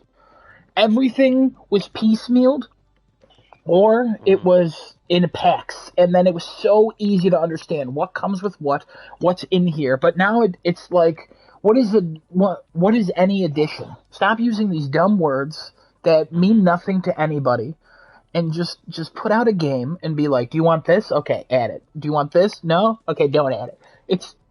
I can't even tell you how many times I bought like an Ultimate Edition and then gone, oh wait, this doesn't include the season pass. I gotta get it. Why is this called the Ultimate Edition? How's this the Ultimate Edition? The 3D Hooker Banger Edition. It's like, oh, people who often buy the Ultimate Edition buy the season pass with it. Why? The Ultimate Edition should include that. I also like to buy the for Simpletons Edition. I like that one. That one's pretty good. That's enough. Yeah, that comes with the Game for Dummies book. Exactly. That's enough out of you. Anyway. I mean... Yeah, no. I like the Hooker Banger Edition, too. We're doing real good here. We're doing real good. All right, any other comments? No, I just... Desinoti, you got another one? Back to you for 2, if you have one. Black Sweet. What? It's an icon pack. It's called Black Sweet. Oh. I do not. Okay. Black Sweet. So I'm going to go to my third one real quick. This is a real quickie. Go right ahead. Turtle Rock Studios, purchased by Tencent. Tencent is, again, investing in another company and investing real hard because they bought this company. So Tencent... I don't know how I feel about this. I'm super conflicted about this because Tencent has gotten a little better reputation-wise, ? As of late. Like, in their early days, they literally copied everything, including things they were investing in, and just made, like, their own iterations of these games, and that's probably how they made so much money. And, like, China, unfortunately for China just has, like, a bad rap by default in video game land. For a whole host of reasons. Some are probably stereotypical and some are actually true. So, whatever. But, like, yeah, I got it. So, Tencent in its early days just copied all sorts of intellectual properties, got into all sorts of lawsuits. And then they were like, oh, no, we've changed. Now we're just going to invest in a bunch of companies and buy some companies. But then they're still getting in trouble for, like, security reasons and censorship issues and all this other craziness, which I didn't go too far into looking into. I just know that the company doesn't have the best reputation in the world right now, and while it is totally true that they could leave Turtle Rock Studios alone and let Turtle Rock Studios do their thing, I like Turtle Rock Studios. They have a decent repertoire of games they've come out with so far. I just don't want anything bad to happen there. And there you go. Especially with Back 4 Blood just coming out. Which didn't they just announce like a December DLC? I think I just saw on the I PlayStation think News they or whatever. did. No, Yeah. I don't know I what it mean, is, but yeah. Turtle Rock's been an interesting one. They were the same guys who made, I think they came onto the scene with Global Offensive. no, oh, okay. Didn't they also make that Or is one that a game source? with your 4 humans versus like one giant monster? What was that called? No. They came onto the scene with Left 4 Dead. I don't. Oh yeah, no. Turtle Rock did make Evolve. Yeah. Evolve, that's what it was called. Yeah. Turtle Rock wants to help with Counter Strike The source. game's worth I like feel like they did $2. a Counter Strike collaboration with Valve before That they game made is Left 4 worth Dead. $2 now. The game is worth $2. It's interesting because the servers are dead. So the game's useless, then you can't play it, right? I Because it don't was an know. online-only game, I thought. I thought so, but who knows? Okay. You could probably use like Hamachi and get around it on PC. I see.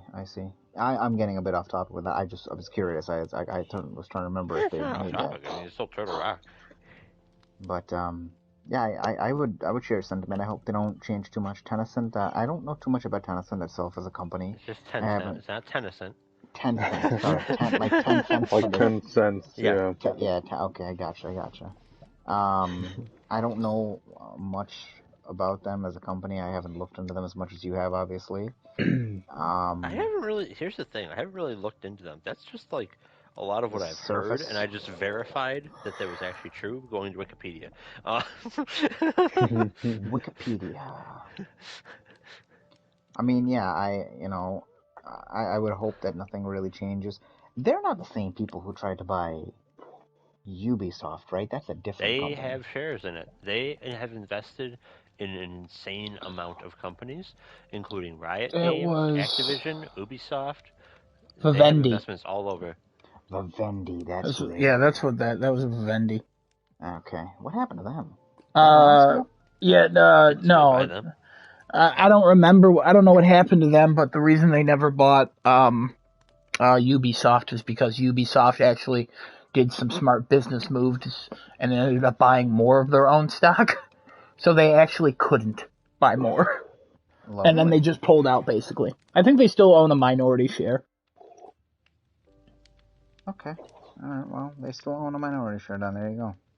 Tencent has absurd amounts of minority shares. I don't know if Wikipedia is actually true or not. It said, I think, like 800 investments. It's not uncommon for a large corporation like that. Oh, is it? Oh, okay. Yeah, like Microsoft would have a lot of investments. Sony has a lot of investments in the gaming industry. I don't think it's that high because they're not as valuable as Tencent, but Tencent also owns WeChat. That's where they get. That's where they get most of their money from, and that's the one that's where most of their controversies come from, because they censor that a lot because it's China dominantly. Got it. China. So yeah, we got it. What's also wild about this is Embracer Group. That's another one. That's the one that purchased THQ Nordic. They just bought more studios too. Oh. They bought the Perfect World Entertainment that made a Neverwinter. Holy cow! Yeah, they bought them. That's a big purchase. And they also bought Dark Horse Comics. Interesting. Okay. So, which is Hellboy and stuff like that. Oh, I was about to say, that name seems familiar, but I don't know who it was. Yo, wait, are they gonna try to do Dark They Side make art comics? books That'd be too. Cool. Yeah, they make art books. They do a bunch of stuff. A few of them. Yeah. If anybody hears anything about Darksiders comics, you need to let me know. I'm a huge fan of Darksiders, and the book, I think it's called like Abomination. That was actually really good. Yeah, they probably would do something with that. Synergize with all that, but yeah, I mean, I just feel like it's just studios. I mean, Jim Ryan said it a few years ago that we have to start buying studios because everybody else is buying studios. it's not so much a race as it is like It's an if you arms don't buy race. studios, you don't exist anymore. Yeah. Embracer Group this year has bought 40 studios in total, Wow. and they plan to match that next year. Oh my Damn. god. So, it's It's gonna not get to. wild. Yeah, I know. Sony bought what, 6 this year? 5 studios? Guys, don't So, hold invest on. into crypto. Invest into studios, question. people. Remember that. New 10 question. cent stock is only like $54 or something like that. Invest into New studios, question people. here. All right. What's the future of Insomniac? They just hire more people and they're like, listen, we got these mega publishers that have like 60 studios under them. We're still gonna crank out games faster. I mean, they just okay. Hey guys, yeah, we didn't buy new studios, but Insomniac opened 13 more. We are the new studios. Oh my god! Insomniac turns into like the new Starbucks In the most or Tim Venom Hortons voice just off the possible. corner.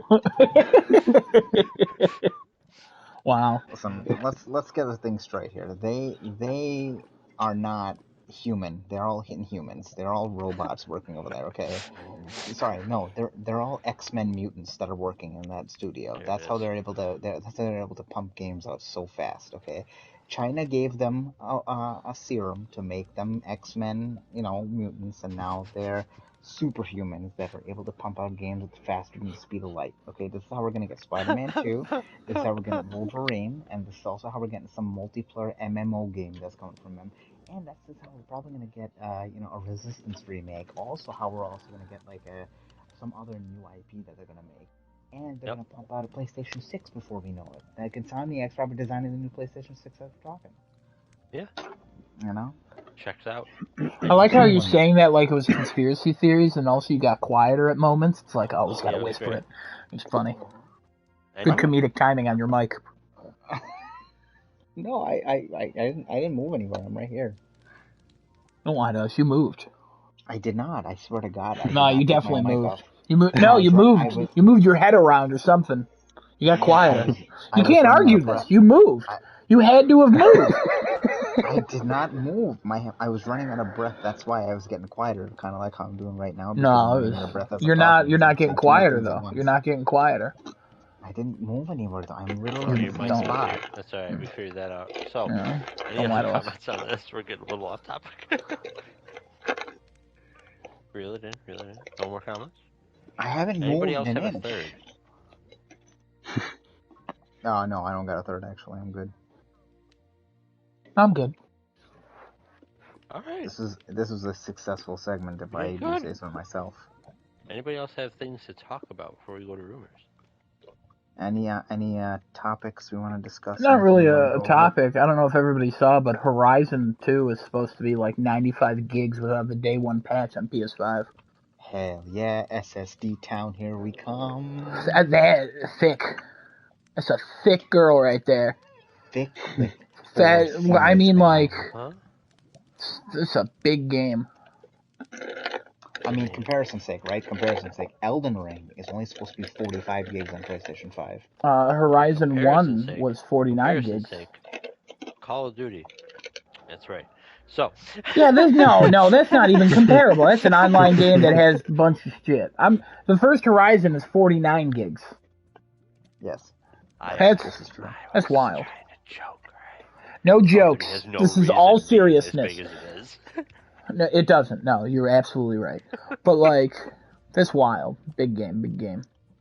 It was a big game. Big fat game. What man. actually rivals that? Ghost of Tsushima is what, 60? Say that's 60 gigs.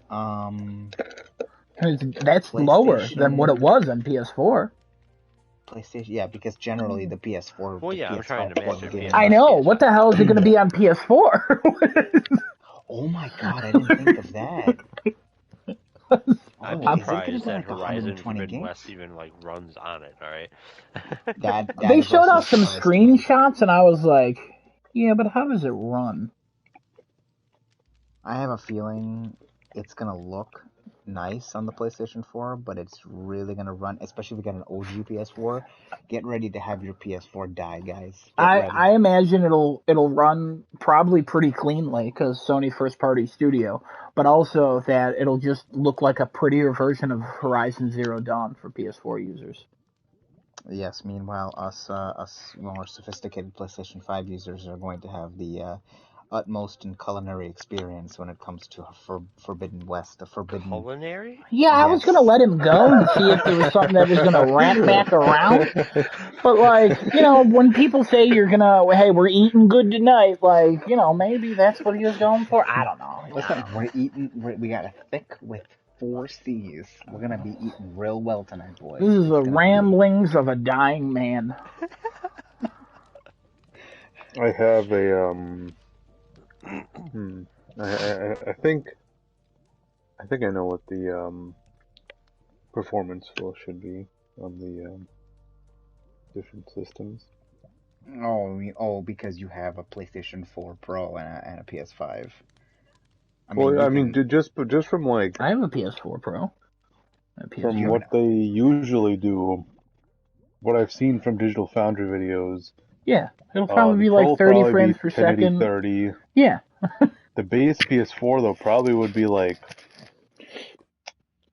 980 720 to 1 to 1080 dynamic res. Yeah, it would be all over the place. 980, 25 frames per second. But I'm sure they'll lock it at 30 there too.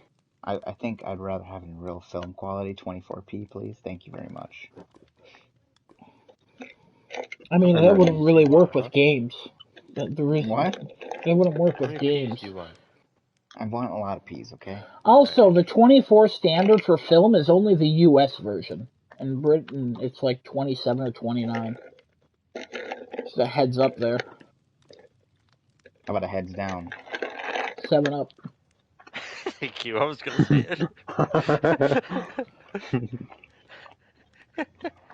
I prefer Sprite over 7 Up, but how did you ruin your own joke? I didn't. How did you ruin your own joke? I love it. What do you mean I ruined my own joke? What the hell are you talking about? Yeah, I don't have anything else to say about Horizon. Well, I mean, it's gonna be great. That's all we can say. It's gonna be great. It's gonna be amazing. I can't wait. How great. Man, Destinota's got to play the first. On a scale of 1 to Make America Great Again, we're gonna be on Make America Great Again level. So bad? No, real good. Interesting. Because that's what we believe. What? Real juicy. Yeah, juicy with 7 H's. It's not 1 H, juicy.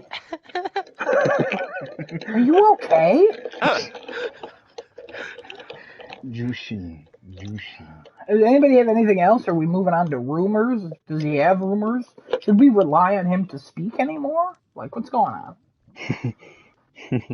I think he's got it. I got it. We're good. We're fine. All Okay. right. We're good. All right, cool. Talk long to as me, you're those sure. rumors. Okay, rumors. Here we go, guys. Guys, ready? Here we go. Rumors. Hang on a minute. Rumors. Here we go. So what I got for rumors this week? Here's the rumors. Here comes the rumors, guys. Here we go. Rumors.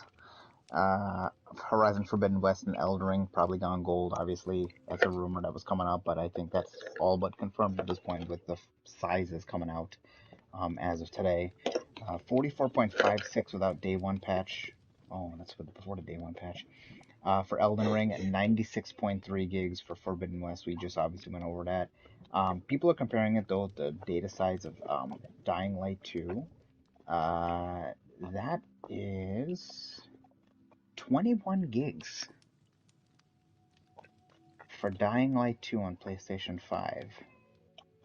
Interesting. Huh. Yeah, I would assume both these games have gone gold, especially Elden Ring, since that comes up before Forbidden West, right? Oh, it still yeah, comes in yeah. January. Yeah. I'd assume these two have gone gold. But yeah, that's that. I know Elden Ring comes out in February, doesn't it? Yeah, it's February 25th. Oh, I keep forgetting it got pushed back. Yeah. Oh, okay. Is that the same week as Forbidden West? No, I don't know my dates anymore. What date is Forbidden West again? The week before the 18th. The week before. Okay. Yeah, so Horizon comes out first. And then Dying Light 2 is also February, because that got pushed back to February, because that was originally supposed to come out holiday. I don't know. I don't care about that game. 21 gigs for that. All right, We'll go through scores for some of those maybe next week. Yes. Next rumor I got here. Lucid Games working on an exciting next-generation multiplayer game, potentially Twisted Metal. So this is a article that expands on the recently dug up Twisted Metal post on subreddit. Senior multiplayer programmer job vacancy in Lucid Games website, featuring multiplayer elements and a description that states, "We are looking for a talented multiplayer programmer to join our experienced team and work on an exciting next-generation multiplayer game." It's been known for a while that Twisted Metal is reported to be in the works, but now that developers are hinting towards a multiplayer setting, that too as next generation, things look quite exciting, according to the guy who posted it up. Twisted Metal, blah blah blah. Yeah, that's it. Okay. So based on the job description, they're saying that, but that doesn't say anything about Twisted Metal. I guess they're just putting two rumors together and saying it could be Twisted Metal at that point. Lucid Games? That's the people who did that shitty car game that was free in February of this year. I see. Okay. What the hell? Destruction All Stars. Yeah. Yeah. I don't know how I feel about that. You still got that download. We're about to jump back into that, right? Any day now. 2 months after we played it, we said, "Hey, we'll come back to this in 2 months when it's good." Did it end up getting better? No, not at all. Oh God. Okay. Oh well, better, yeah, but good, no. Never got good. Any comments on that last one before I move on to the next one here? Cool. Next one is, according to a data mine, the first season of Battlefield 2042 won't be coming until March 2022. According to the data mine that happened, Battlefield 2042 client includes weekly missions for 12 preseason weeks. Spiral Calendar Pad Season 1 seems to be scheduled for March 2022 unless they've added a few weeks as backup. They won't have the first season for this game until March 2022, and this game came out in November. So nice. They have, what, 5 months of dead air? I mean, the game that came out. Yeah, the game that came out that's half broken. I mean, they have to fix it before the season pass comes out, because that's when the sales start. Yeah, I guess. I guess. Okay. Alright. Any thoughts on that? Can't wait. Sounds like it should have been delayed to March. I feel like they should have just delayed the game until March. I saw some comments where somebody was like, "Hey, they should have just put out Portal and then just delayed the actual game until next year." And it's like, well, maybe you're right, dude. Sounds like a better idea, honestly, in my opinion. Alright, next one here.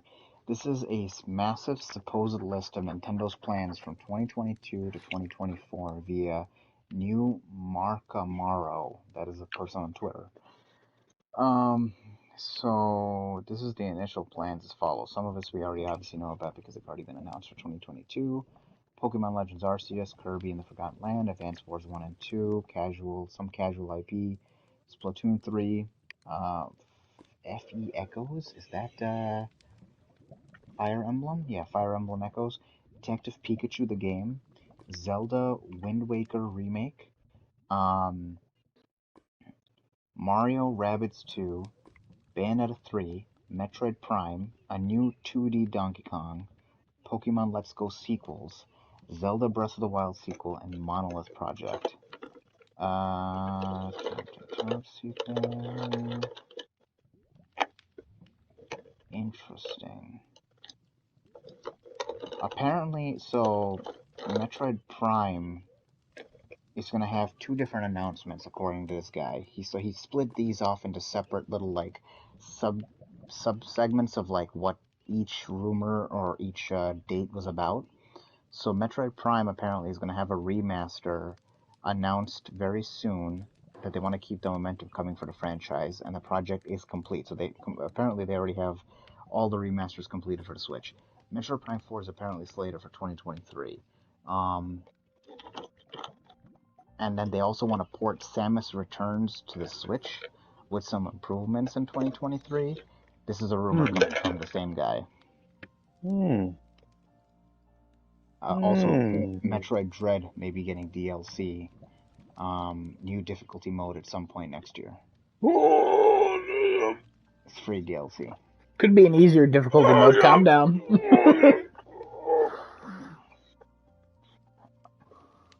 Nah. Okay. And then 2022 will be the last strong year for Nintendo Switch, since 2023 will be the start of the new generation for Nintendo with a new console. Very similar to the actual Switch, but a little more powerful than a PS4, with 4K new functions and compatible with old Switch games. Apparently, this is another rumor he's saying. Like the original PS4? Yes. Oh! Because remember, the Switch is not very powerful at all. Yeah, I mean... Alright, well, what else? Keep going.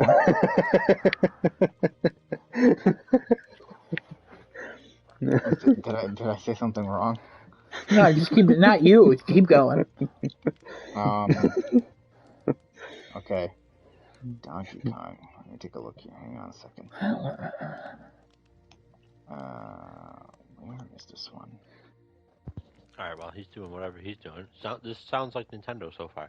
I'm gonna be honest. Yeah. A lot of this is already known. That's what's throwing me about this. It's like, what is being added here? I think the things that are added are the dates, the specific information given about these certain games. Oh, the information you have not read out loud to us? I am reading the information out loud to you right now. That's no, the all dates. I've been reading. I just read through some of the dates. I'm not reading each one of them. Like Pikmin 4, you're saying is... Oh, you mean the 2023 date and the 2022 date? Yes. Oh, that's not... That's... Too... Come on. I'm just reading a tweet. What the... Let's see. Hang on a second. I don't think anything else really worthwhile in this. I'll give the Breath of the Wild 2 update. Let me see what this guy says about this. Breath of the Wild sequel is coming to the end of development cycle very soon. They should release the game next year with no delays, even if that means a December 2022 release. Nope.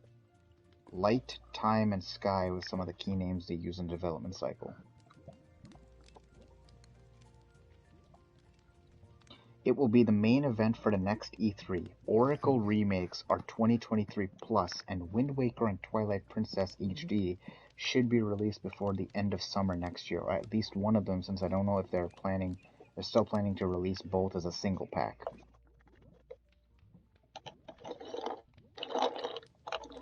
That's what he says. Alright. A new 3D Mario plus new console. Oh my god, I forgot that the Mario movie's exactly releasing in 1 year as of today. How could you forget about the Mario movie? I think about that every day still. Oh my god. I mean, just the reactions of people being like, I'm sorry, who? Wait, what? Alright, well that's that for that rumor. That was a bit of a longer one because I was reading into a lot more other things, but... Yeah, thoughts on that one? Vague. 4K is never gonna happen. Ever? Maybe 1080, but never 4K. 20 years from now, still never 4K? Mm-hmm. Wow. Nintendo doesn't give a shit. No, because once they actually care, you'll be on whatever's after 4K. I agree with that, Sonoda. Yeah. Makes a valid point. Like, if Nintendo ever decides, like, hey, we're gonna make a console that's strong enough, it'll probably be after 4K is a thing. Oh, no, but when we get to that other thing, they're gonna be like, alright, introducing 4K. And we're gonna be like, this was 10 years ago. What are you doing? 16K. It's not like they're gonna just jump to the next thing, because they just attached an OLED screen to the Switch. The Vita had that. Yep. In 2012? 2013? 2014? Somewhere around there? 2012, about 9 years ago at this point. Like, what is this? Guys, we're reintroducing 4K, a brand new experience that you can only have on the Switch. Nintendo, it's 2037. What are you talking about? We have 16K Nintendo. What the hell are you smoking? All right. I got Meanwhile, another Desunoto's like, man, I hope they make a sequel to Metroid Dread.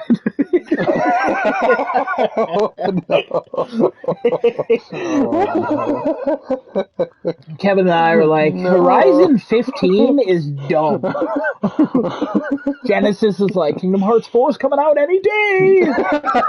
It's been teased for the last 15 years. I like how Genesis is the oldest sounding out of all of them. Oh, that's just what he does when he gets excited. He goes, ooh! This is not wrong. This is not false. Yeah. All correct. He heard me when Kingdom Hearts this trailer came out, the last one. I almost, I think, had an aneurysm over the phone because I thought it was so old. And I'll be like, guys, I don't think Scorn's coming out. And Kevin will be like, Scorn's coming out. Sometimes games go wrong. Still waiting. I'm still going to get that game. They already delayed it till October of next year. No, you know what Kevin's going to be doing in the year 2037? Kevin Told you. will be playing Destiny 2 with 1,000 hours in season 18. No. 22. No. Kevin will be just rejoining Destiny 2, and he's like, I've only played 4 seasons in total now, and I'm at 819 hours. All right, here's what's really going to happen. You said what, 2034, 2037? What was it? 2037. All right, 2037 is going to roll around. You know what I'm going to still be doing? Guys, I'm really feeling it. Wolfenstein Enemy Territory remake. It's coming. We'll be like, Kevin, I don't know if you remember the War of 2029, but Microsoft's dead, and so is Bethesda. So, also, Sony was bought by Tencent, so I don't know what the hell's wrong with you. God, please no. God. But that Darksiders comic came out, so that's exciting. Oh shit! Oh god! Right, what else? Somehow I don't want 2037 to come around anymore now. I can't believe DLC costs 400 Quiznos subs now. That's crazy. That's the currency of the future? Don't ask. Quiznos subs? Is Quiznos even around still? I don't know. I don't think so. Even around I don't think so. There's a resurgence. Not around here. When the U.S. dollar crashes, Quiznos subs comes back. We're like, oh. That's the next. That's the next blockchain coin. Guys, we should do this. We should make this up. We'd be trillionaires at this point. All right. That's a bad idea. No, it's not a bad idea. It's a good idea. My next bad idea. Why would you use subs as money? Resident Evil Apocalypse dev document leaks from 4chan. So this is called Resident Evil Apocalypse, working title. The project is as states. It's a third-person survival horror experience, innovative partner system. It says, who is your friend and foe? In parentheses, it says, trusting system to find bioweapons in or among your team. Unite Bio 2 and Bio Breakout features to create sense of dread. Resident Evil 2 and Resident Evil Outbreak?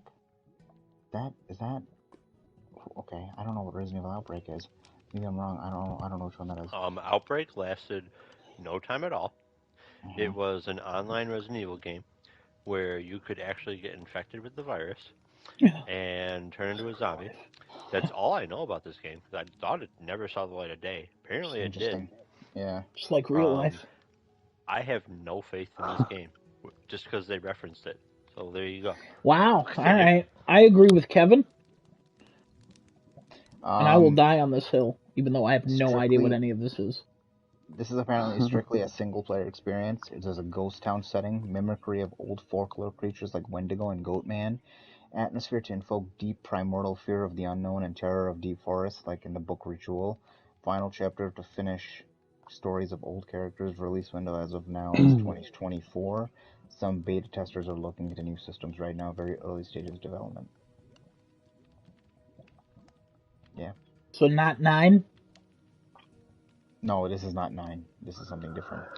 Apparently, this may be debunked, but there's another edit that comes on the bottom of this that says another leaker for very similar information. So I don't don't know if it's fully debunked or not. I'm not 100% sure. So I may or may not really care about this one. But I don't. From what this sounds like, it sounds like too much horror to be Resident Evil. Like Resident Evil horror is different than Wendigo and Goatman and things like that in there. Like you don't look for urban legends in Resident Evil. It's There were more Sounds like a werewolves Diablo in the game. last game and vampires. What? well, there's only one of each. It'll be a classic. It'll be a classic spin on them, if anything. I'm Okay. gonna throw this out there. I know it's not Yeah. Roman numeral, but if it's apocalypse, that P backwards 9. All right. Ooh. Uh-oh. Uh-oh. No spoilers for 8, but, you know, we might know who the main character will be, you know what I mean?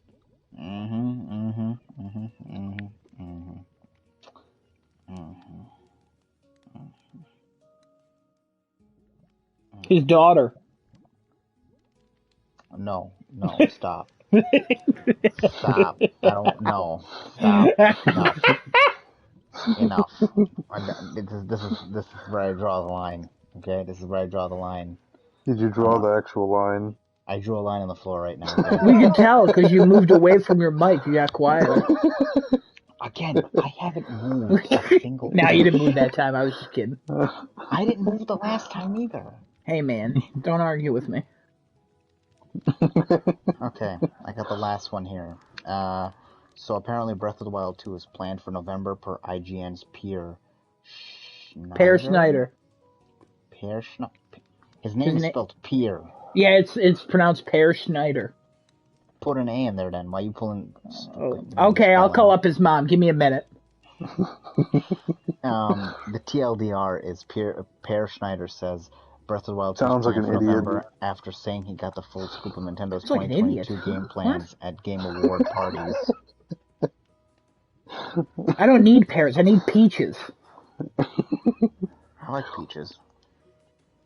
He basically just got the scoop from the Game Award after parties from Nintendo and said it's coming out in November. Wow, what a blabbermouth. Yeah. The apple does fall far from the pear tree, you know what I mean? He says Pear says Nintendo is planning for a huge 2022 and is very excited about what he heard. He suggests in a segment that Breath of the Wild is on track for release in 2022. He didn't give much context at this point, other than mentioning that it's most likely November. I can't wait for this game to come out at a time that nobody has said. The most obscure month, April. Tomorrow. I mean, I said it was going to be March. It's clearly not going to be March anymore. I would just love for it to come out in the summer because the last 2 rumors of Breath of the Wild 2 have been like November, December. The end. They're putting it out in 2022 no matter what. Yeah, I mean, this game is probably going to come out 2022. I'd be highly surprised if it gets delayed.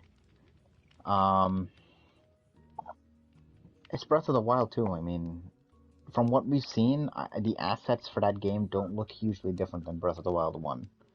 It's not a Zero Dawn versus Forbidden West situation. They look very similar. So, I don't know. You should have just called it DLC at that point and called it a day. I mean, I don't know about that, but alright. I mean, there's a whole Cloud City aspect. There's a lot of things different in the last trailer we saw. That's cool. That's fine. Give me a Cloud City. It's the same looking game regardless. Also, the game can't look much different because it's running on a Switch that's not even as powerful as a PS4. The next one might not be either. Ah! This is true. This is true. I don't know why this is a surprise at this point. The Steam Deck is way more powerful than the Switch and only costs $50 more. You know, so yeah, but for like a gig of memory. I mean, what do you mean a gig of memory? What are you talking about? It has a very small amount of memory for only $50 more. Oh, you mean but you can add an SSD. I mean, an SD card in there. That gives you more storage. Yeah, but I mean, I see your point, but you can also Doesn't add... have the protective glass or anything. Now, hold on just a minute there, Sonny boy. What? Yeah. Hold on, just listen to me, okay? The Steam Deck will give you way more than a stupid Switch can give you, okay? And I mean stupid Switch in the most negative way possible, because All this right now. this stupid ass platform Go still ahead, supports Kevin. Pokemon. Yeah, it's Steam Deck. Next one, Steam Patio. And Steam Backyard. I like it. What are you thinking about Steam Sunroom? I like it. What about Steam Steamboat? Ooh. It's more portable and it's waterproof. Ooh. Kevin, Steam Gallery. we're going in, Kevin. We're going in on this. Partners up all with the way. Disney, Where Steam are we going Steamboat yet? Willie. We're going in this all together on this. On what? What are we going in? A pool? It sounds like you're jumping off a bridge, if I'm honest. Sounds like he's trying to coax you off a bridge into a cycle of mania, whatever the hell's going on with you. I'm trying to talk him off of a bridge, not into the bridge or off I'm the not in bridge. the bridge. I'm on a couch. Oh, he got off the floor. He betrayed the floor union. He moved. He moved. I didn't move. He moved. Dude, get over it. You moved your head. I did not move. You move your anything. head every time you read your phone. What are you talking about? Don't. What?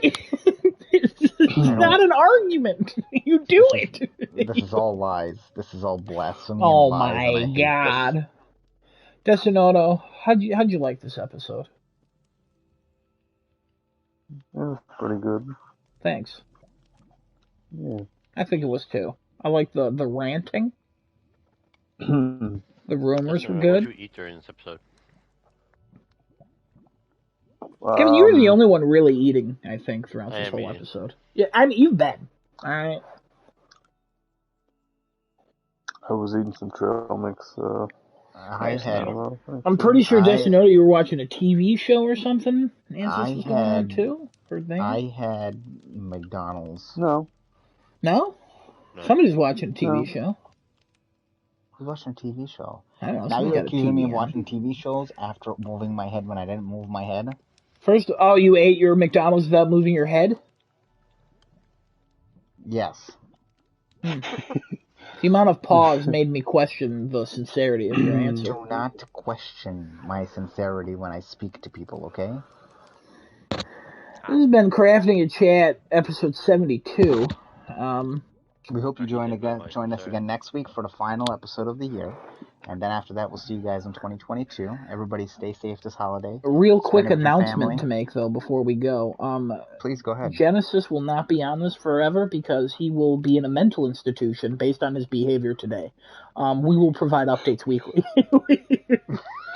No, next week, Game of the Year talk, some predictions for the future, probably a return to me being late. So yeah. We're in for a jam-packed episode 73.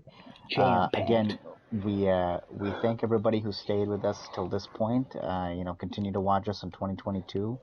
And enjoy your Christmas, everybody. Happy holidays to everybody. And get your vaccines. Stop being a bitch. We'll see you guys next week. Twitch.tv/craftingachat and youtube.com/startingtoolate while he's here. If he's not here, just look at the Twitch stream. Bye, motherfuckers. That's not how you do that, alright? You gotta go, bye-bye, motherfucker.